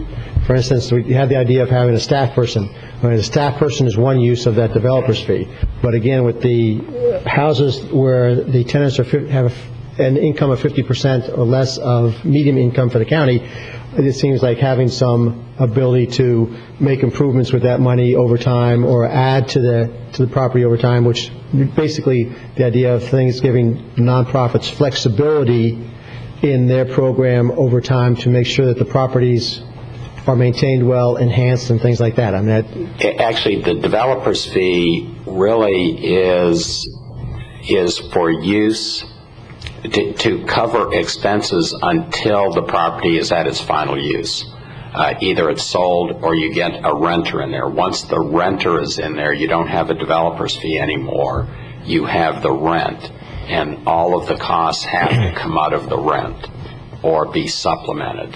If the nonprofit has administrative costs, if they have to go there to collect the rent, or they have to solicit another tenant after they maybe evicted one, those are costs that would come out of their rental of the units. Okay, so then if they had the lower developer's fee, it would just allow them to, in the end, buy another house? Yes. Okay, yes. Thank you. Ms. Hubbard, regarding your comment about the timeliness of the response, the responses here are extremely thorough, and I know the staff did take great lengths to ensure that you had their opinion and legal facts and findings, and I encourage you to submit additional questions as quickly as possible so that they can thoroughly review it and have that ready for the onset with the 13th just around the corner, just next week. And that goes for any applicant as well. We want your questions answered to ensure that this great mechanism moves forward as quickly as possible and conveniently for all. Thank you. Anything further? Councilor? You need to take some action on the request for proposal, whether to authorize it or not. Move staff proposal. Second.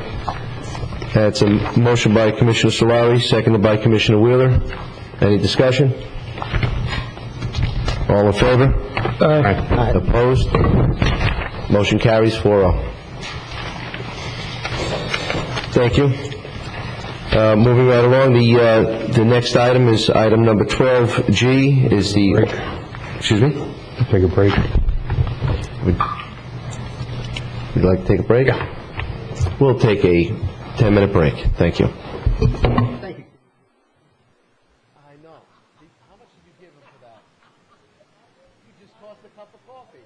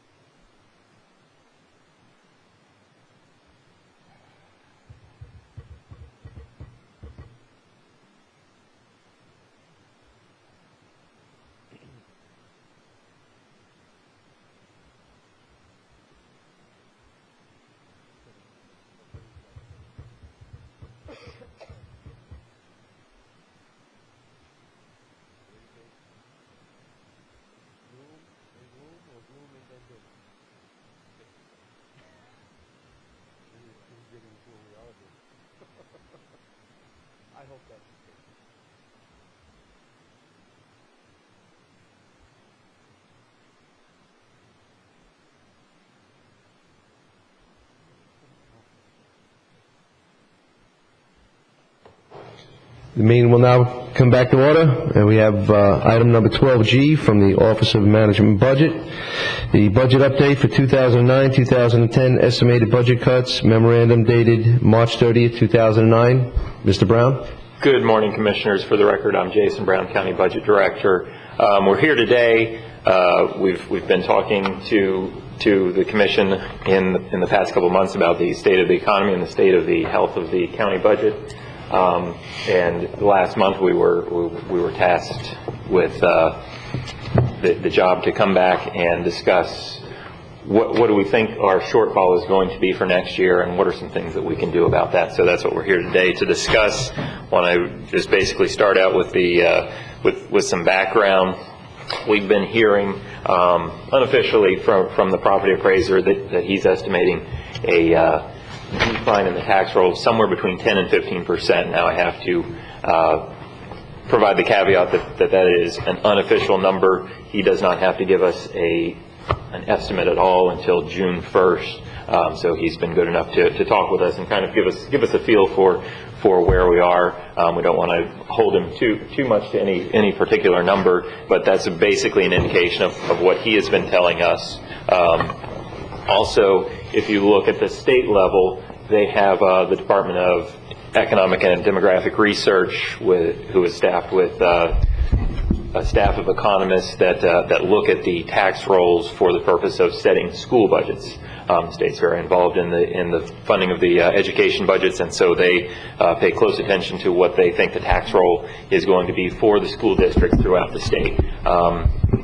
In years past, our tax roll and the school board's tax roll in any given county were basically the same. After the advent of Amendment 1, there are some differences. There are additional exemptions and limitations that apply to county taxable values that do not apply to school board taxable values, so we can't take everything from the school board level and assume that's the same, because they do differ slightly now. Basically, the result of that revenue estimating conference in March was they're estimating a statewide decrease in tax roll of 12%. And their estimate for the Indian River County school taxable value is down 11.8%. Now, they do have a number in there where they estimate the county tax roll, and they're estimating that going down by 12.9%, a little bit more than the schools, because of that differential between our tax rolls now. So if you look at that, they are right in the middle of that range that the property appraiser has been indicating to us. However, I will say that at the last revenue estimating conference in December, as they do these every 3 months, estimated our tax roll to go down 7.8%, and now this one's down 12.9%. So based on that trend, the next estimate could be worse. So we're fearful that things could be worse than that. Basically, if we're looking at a 10% decline in the tax roll at the same millage rate that we have levied for this year, that would be about a $9.8 million revenue loss, and a 15% decline would be $14.7 million.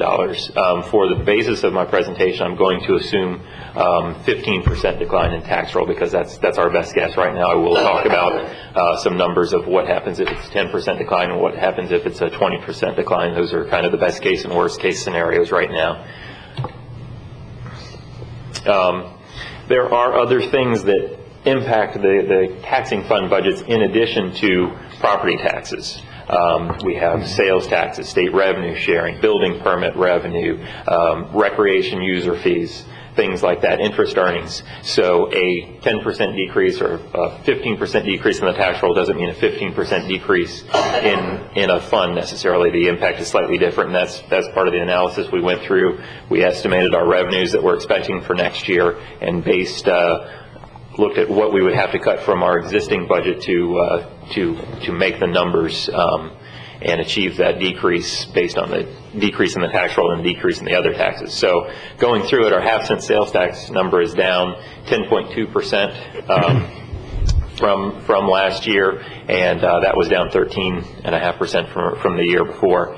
Our state revenue sharing estimate is down 12.6% from the start of the current year as well.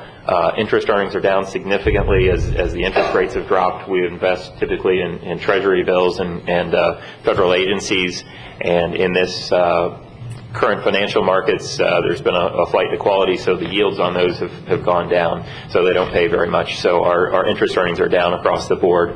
It's down 42% in the general fund, a little bit less in the MSTU and emergency services.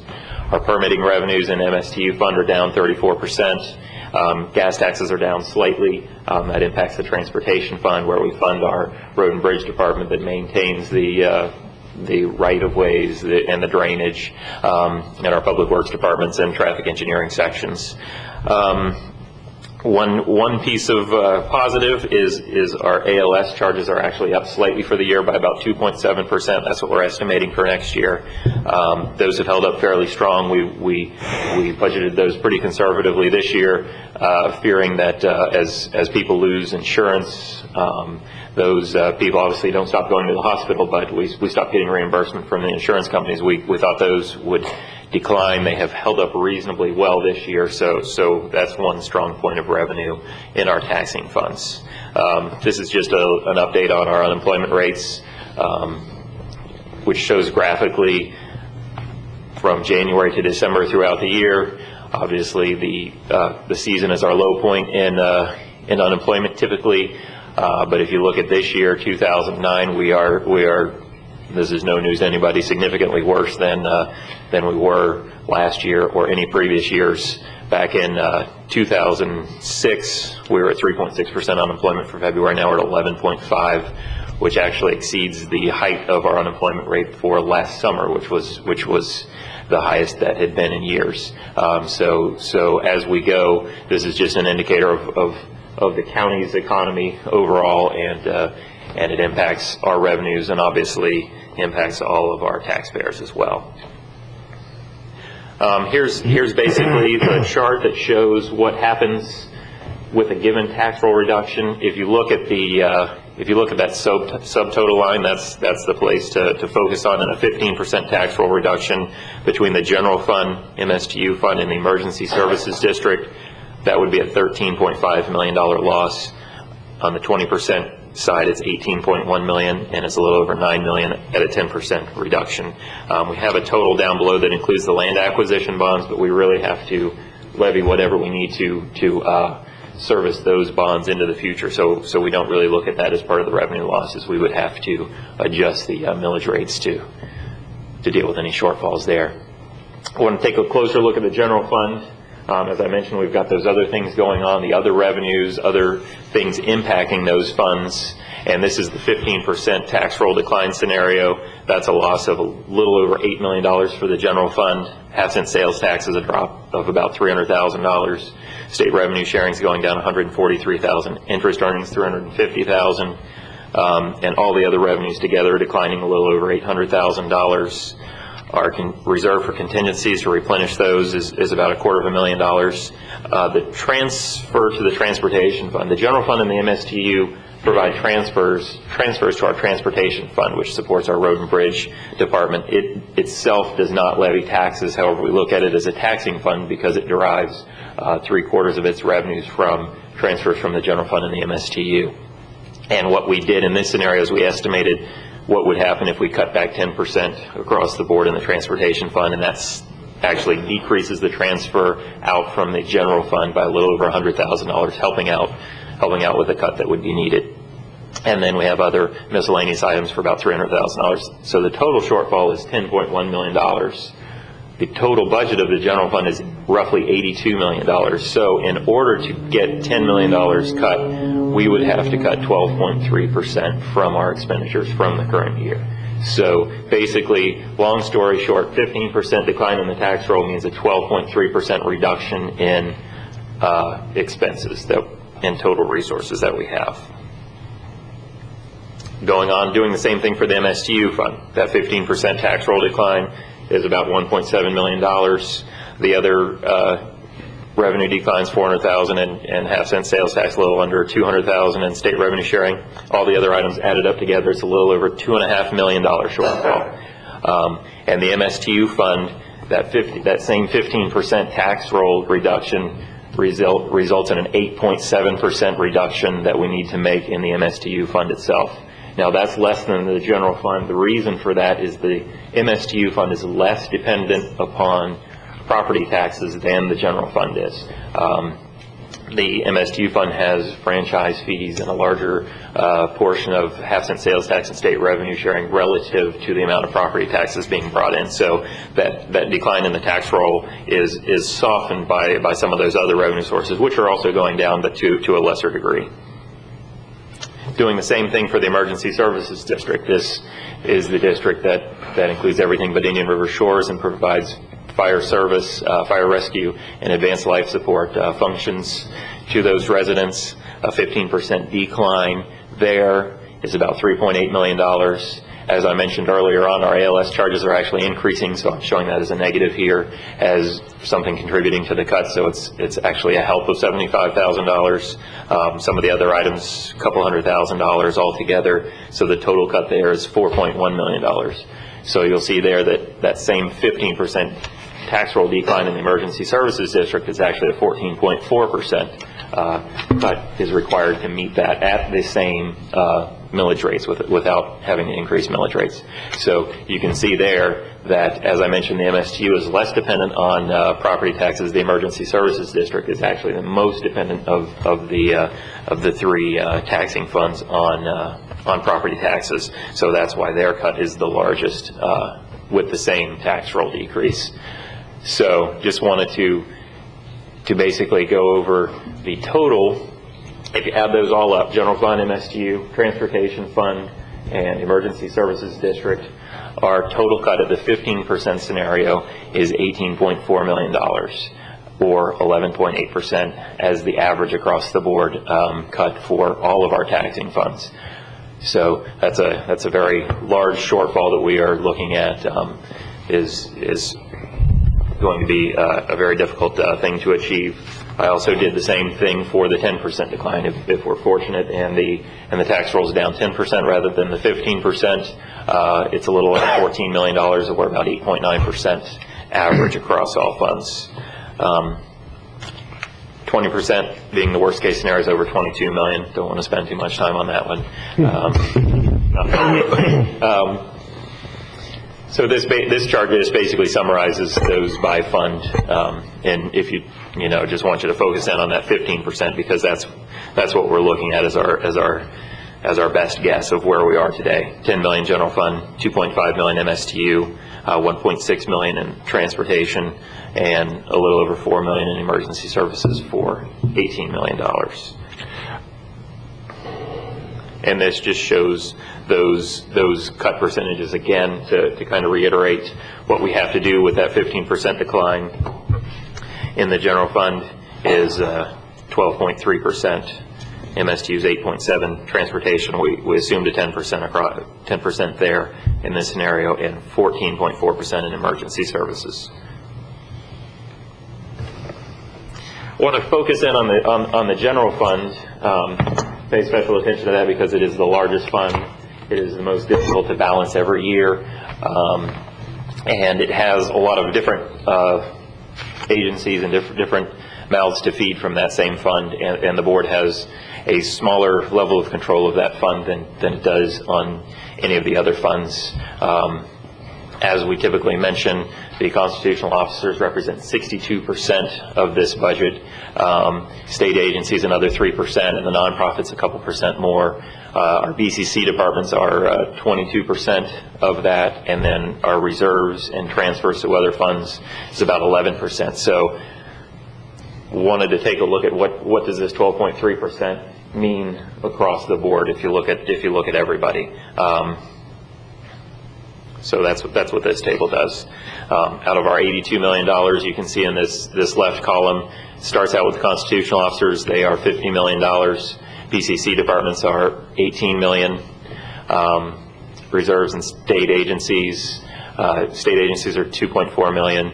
Nonprofits, $1.5 million. Children's services, a little under $900,000. That 12.3% cut, just to quantify, it would, if it was an across the board cut, would be $6 million from constitutionals, $2.3 million from the BCCs, and a little over $1 million and on down the line for the total $10 million. Obviously, we may be in a scenario where we have to cut varying areas into different amounts rather than doing across the board. So what I have done here, we've just looked at what happens if any one portion of this does not cut. Let's say if the constitutionals had to cut nothing, what that means is 31.4% has to be cut from every other area of the budget. And I'd like to segue over to a spreadsheet, an interactive spreadsheet here that shows what happens in various scenarios. This actually updates if you said state agencies, instead of this 12.3% across the board cut, if we said, actually we sent a funding letter to them with their applications asking them to cut their budgets by 10%. And if we get cooperation there, that's actually less than the 12.3% we're estimating we need to cut across the board. This spreadsheet calculates that instead of cutting 12.3%, everything else has to cut a little bit more to make up for that difference. We could look at and see what happens if we cut children's services 10%. Makes a minor adjustment. If we cut 20%, we have to cut everything less. If we cut the constitutional officers 5%, for example, that has the impact of making everything else have to cut 24.9%. The point of this exercise is just basically to talk about how much of a cut do we need to look at from each of these areas, and what impact those decisions have on the rest of the budget. This is basically shows that we're going to need cooperation from all phases of our budget. So we've got this, and it's interactive. We can make changes if the commission wants to have any scenarios or any what if type discussion. What if this happened? What if this is cut 10%? What if that's cut 10%? We further have this broken down in detail. Same thing. We have the constitutional officers. We have each of the constitutional officers and what that cut means to each of those individually, and we can do that same interaction. And this feeds, it's showing 5% because I've put 5% on the other page. If we exit out of here, we're back to 12.3%, and that shows what the 12.3% cut would mean across the board. Some of these, obviously, we're looking at very bad news here, very difficult numbers to achieve in any particular area. So unfortunately, the situation is a very difficult one, and we will definitely have our hands full trying to get this budget balanced for next year. So that being said, I'll flip back to my presentation. Kind of go through some of the other things. We've got our building permit revenues down, impact fees down.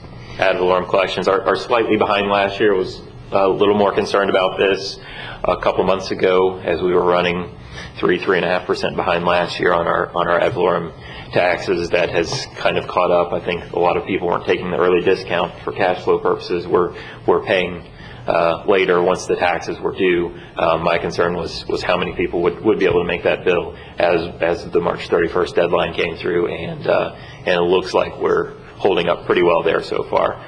Actually, when we get the April numbers, we'll get the April distribution from the tax collector. We'll include those March 31st payments, so we'll really have the best idea of where we are there in the next month here. Just wanted to look at what we've done so far in the current year's budget to address some of these problems we've had. We did budget amendments to reduce our revenues for those shortfalls in state shared revenues and halves in sales tax and the gas taxes that impacted the taxing funds already this year, over $600,000, to kind of have us in a position where we've addressed some of those issues this year, and makes us better prepared to address those items moving forward in 2009, 2010. We've had this hiring freeze, soft hiring freeze, since May 2007, so almost 2 years now we've had a hiring freeze that has allowed us over the last couple of years to reduce by about 120 full-time positions in the BCC departments. It's over a 14% decrease in our workforce from 2 years ago. In addition to that, we've got 39 vacancies this year as a result of that hiring freeze. So that allows us, that gives us the ability to not fill a position with somebody that we may have to lay off once October gets here. So we're holding those positions open to see what our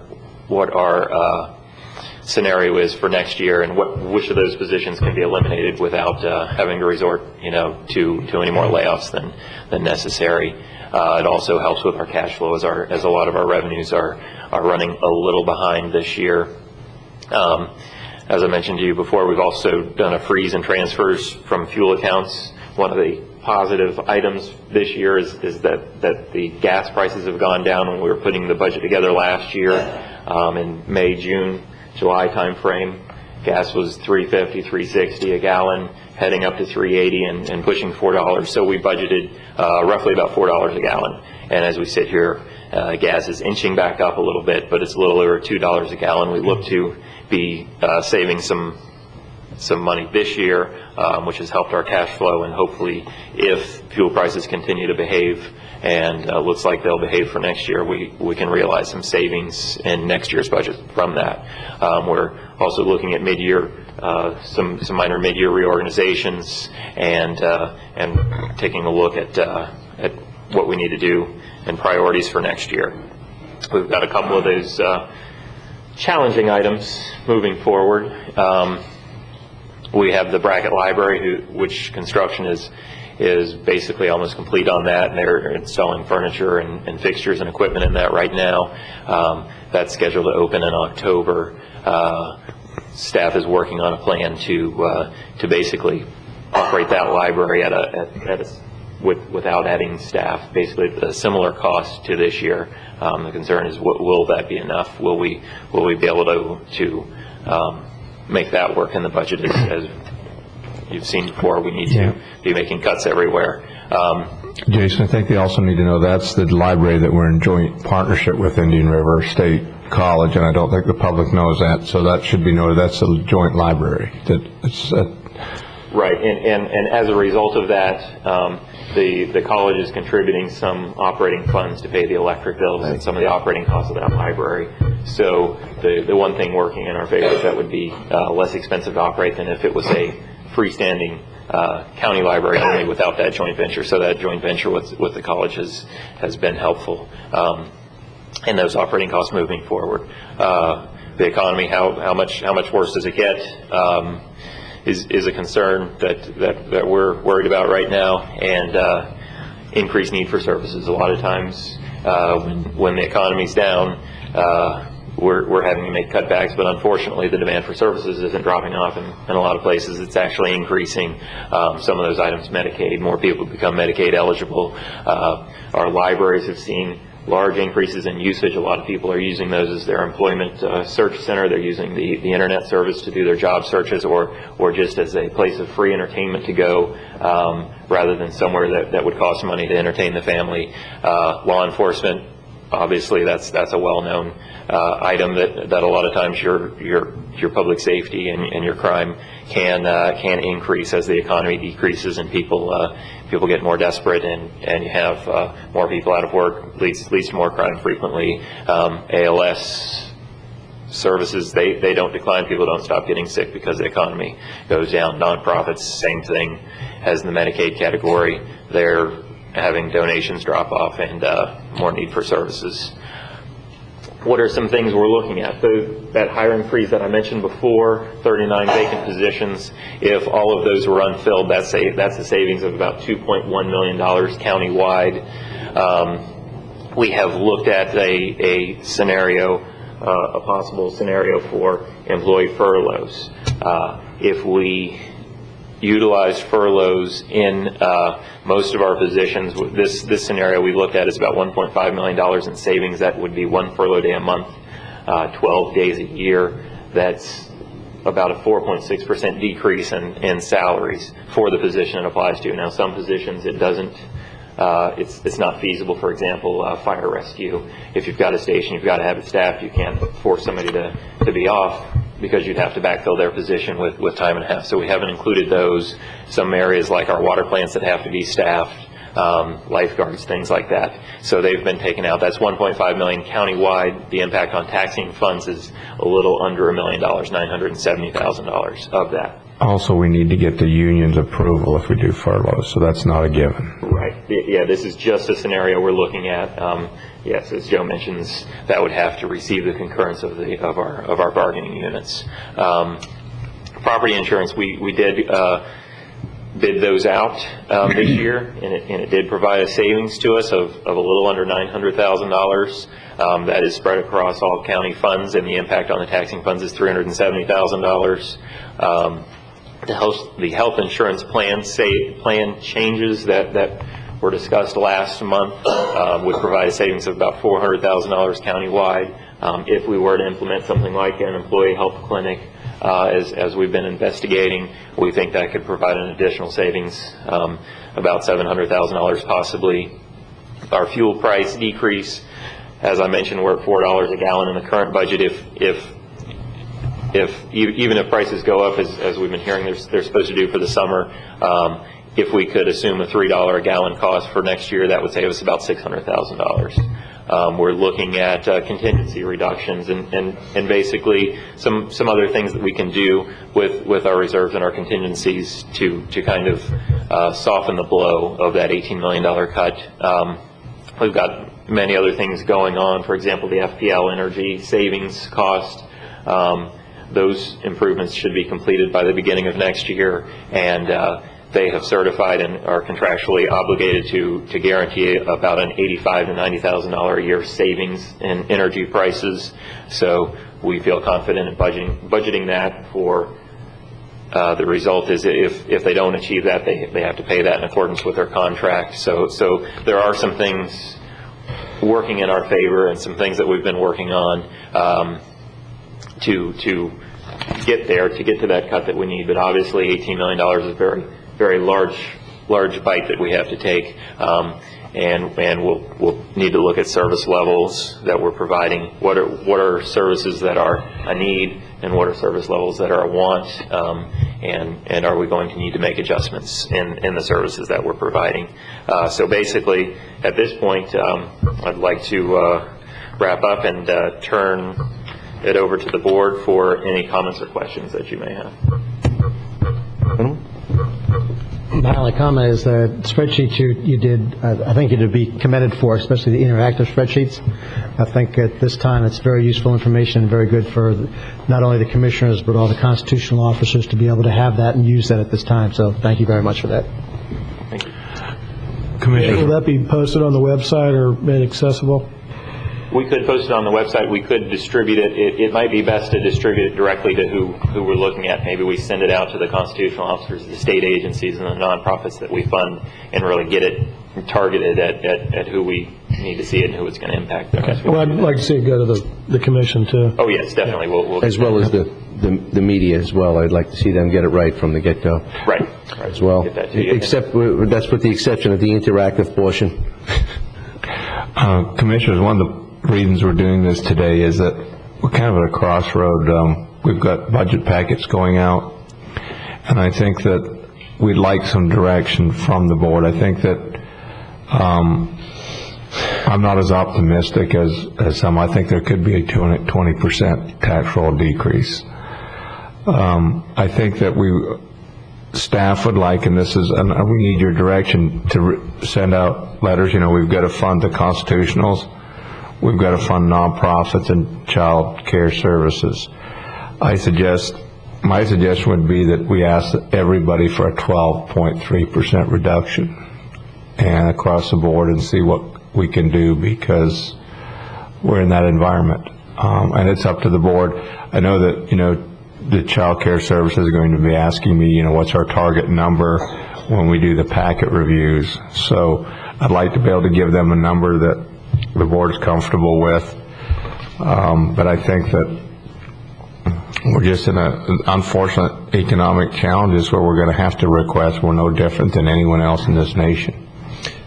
And I understand that you've already sent all the constitutionals a cordial letter or reminder of the budgetary concerns without a number attached? Yeah, and I think they need a target. I think it would help if they had a target to work towards. I think, general letters saying we're asking for reductions probably won't get us to the magnitude that we need. I think we need to, it's easier, I think, for someone to say 12.5%. I mean, a lot of the, like for instance, the tax collector and the property appraiser, their budgets have final approval by the state. And in my history, I've never seen the state, when they submit, the tax collector and property appraiser submit a budget to the Department of Revenue after we've reviewed it, they've never reduced it. They've always increased it, which has always been a surprise to me, that you want to give people more than they're asking for, but that's what the Department of Revenue does for the state. So I think maybe in those cases we should go a little deeper, because the Department of Revenue always increases their budget. Thank you, Joe. Commissioner Wheeler. First, I'd like to thank Jason and Joe and staff for really, I think, a good presentation. Gives us a good idea what we're in store for. And I can tell you where I am philosophically in the upcoming budget. First, I think it's absolutely necessary and important that, just like everybody else in this economy, we live within our means. And I think Joe and Jason will work for that. They have in the past. I think, as I've requested in the past with past commissions, we need to set a priority on spending. And probably the most important thing we need to do is we need to learn to say no. And that's very difficult to sit here and tell people no when they have good programs and they do a lot of good in the community. But a lot of programs that are good, that are started, and then there's not enough community support to keep them viable, so then they come to the government. And then we get to sit here with other people's money and decide which programs we think are best and should be supported, rather than having broad community support.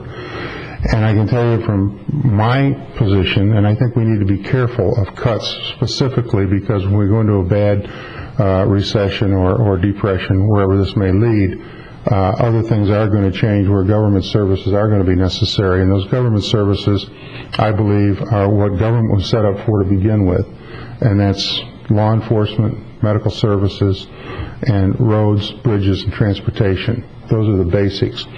And for people that lose their jobs, they have to make a decision. Are they going to make their house payment? They're going to cut back on groceries? They're going to drive less? They're going to get rid of a second car? And these are things that I think we need to look at in government. I also think, as we look around in this building and all the new structures that we've built in this county in the last 10 years under the direction of the past commissions and some in this commission, I think we need to be very thankful for the prosperity we've experienced. But we've got to be careful going forward, and I think that we need to get tough, strong, and live within our means, learn to say no, and I don't want to see any increases in millage, and I think that, again, I think the areas that we need to be very, very careful in how we approach, and I think they can tighten their belt too, but that's law enforcement and EMS, and what we're spending on maintaining and rebuilding bridges. We need the bridges, the roads safe for people that are traveling. So that's where I'm going to be coming from and what I'm going to be looking at when we get to budget. I'm very confident and comfortable and well pleased with the budgets that Mr. Baird and Jason have brought forward in the past. They've done the hard work in the past years and really taken a lot of heat off the commission. But I can tell you this year, I think the heat's going to be on the commission, because there's really some tough decisions that aren't going to be popular that are going to have to be made. Commissioner Solari? I'm always happy to agree with Commissioner Wheeler, and we seem to do it more and more often, but basically what he said, I agree with nearly fully. Law enforcement, EMS, roads and bridges are essential services that we've got to work towards. There may be a couple other things that we've put in place towards economic development, which we hopefully can keep in place, but we've got to be ready to make hard cuts and ask all the constitutional officers to join us in those hard cuts. It's not going to be easy for anybody, and unless we all, and by all I mean all the different governmental groups, work together to share in these cuts, but also try to work together and maximize all our resources, we're going to be in for a very tough time. So, Just one follow-up to, using the home budget when people lose jobs or get cut back. I don't think you can say, well, we're going to cut our groceries by 12.3%, we're going to cut our house payment by 12.3%, we're going to cut our transportation, health insurance, medicine by 12.3%. You have to establish priorities, and that's what's going to be difficult this budget year for this commission, is to make those hard choices. Agreed. Thank you. Commissioner O'Brien. No, I kind of agree with everybody. I would like to say that, and Jason, correct me if I'm wrong, but our current budget, even with all the revenue sources that are down, currently we're pretty tight on our current budget. Is that correct? I mean, you guys did a great job in predicting the downfalls, and we budgeted accordingly. So our current budget, we're pretty much within a point or two, right, plus or minus. Yes, things are pretty tight, but we're in pretty good shape. We made some conservative revenue estimates, more conservative than the state in the revenues they estimate, and tried to make the right decisions, and the commission also made the hard decisions that were needed to in developing this budget to put us in a good position to deal with where we are today. So we're not in too bad a shape this year. There are areas where it's very tight, and we may need to make adjustments, but overall we're in pretty good shape for this year, all things considered. Okay, and then Commissioner Wheeler, your point on priorities I think is very well taken. And at the Economic Summit up in Sebastian, that was one of the issues we talked about, was some type of public survey as where the public perceived the spending should be prioritized. I stole a survey on their website from Charlotte County that they've been doing this over the last several years, and it might be something we can copy. And I'll be bringing that back next week for the whole commission to take a look at and see. They do it on their website, so you don't have much cost as far as mailing and things, but it gives them an idea of what the people feel, what the priorities, where their tax dollars should be prioritized. So I'll bring that up next week, and we can discuss it as a board and maybe get public input on priorities. Yeah, I think that can give you a flavor, but also it's like call-in programs and voting programs on the internet. The people that have the most interest in what's in it for them tend to vote more often than those that don't. More or less like charter government. No, not necessarily. One of our concern is, if you look at the general funds, our hardest concern, if we don't cut the constitutionals, we can't get where you want. And as hard as you look at the $50 million of the $82 million, and it's a reality. We could not get there unless we get a cut from the constitutionals, and that's why I'd like to recommend we ask them for 12% or a 12.3% reduction. Because if you'll see, I mean, basically you wouldn't have any departments basically left. So, I mean... Don't need a motion for that. I'll be happy to make that motion, but keep in mind that I'd be happy for 10% cut from the sheriff as opposed to 12.3 from the others, and understand that he might not be able to make that. I mean, that's just goes to what I think three commissioners clearly said, that law enforcement is one of the priorities. So it may be hard to expect that the other constitutionals will make up the difference of the sheriff. So we're going to have to realize that on some of our business, we might have to be cutting 15 or 20%. And that's, I think, just a reality. So that said, I'm happy to make that motion. And I'll be happy to second that for discussion as well. Well, I think to send the request is important, and to see what they can do. And my intent was never to say, that none of these budgets can be cut. I don't think there's a budget in this country that can't be cut someplace when it has to be cut. I mean, there's a lot of people in this country right now, not just this county, making do with a lot less than they had last year. And, so those are, I just think those are important positions. And when we get the whole package in front of us, we need to be able to look and see what is a necessary part of government and what isn't. Well, I do think that we need to send a message so that we have a baseline to operate in. We were calling back in past discussion and past year. Joe, you did send a letter and then a series of letters with changing numbers throughout the year. And I believe that we need to go forward with a discussion for all the constitutionals to see where they can begin the process. I'm looking back at Jason's presentation. Jason, you did an outstanding job. Looking back at the presentation that you provided just a few months ago that I used for a discussion up in North County, and the numbers have changed. The numbers are moving, and I think that that's just a friendly reminder that no matter what we determine today to send forward to the constitutionals, that too may change. And I believe that we have to be flexible, viable, but ensure that we have the delivery of the basics, the level of service to the citizens in our community, health, safety, and welfare. Also, I probably will be sending a letter to the nonprofits and child services, reducing them by the 12.3 or 15%. I'd probably use a target of 15% there. And we'll probably send that because child services, that way they'll do their allocation to all the agencies with a cap. They know what the cap is when they go through the rating process and how much they can fund.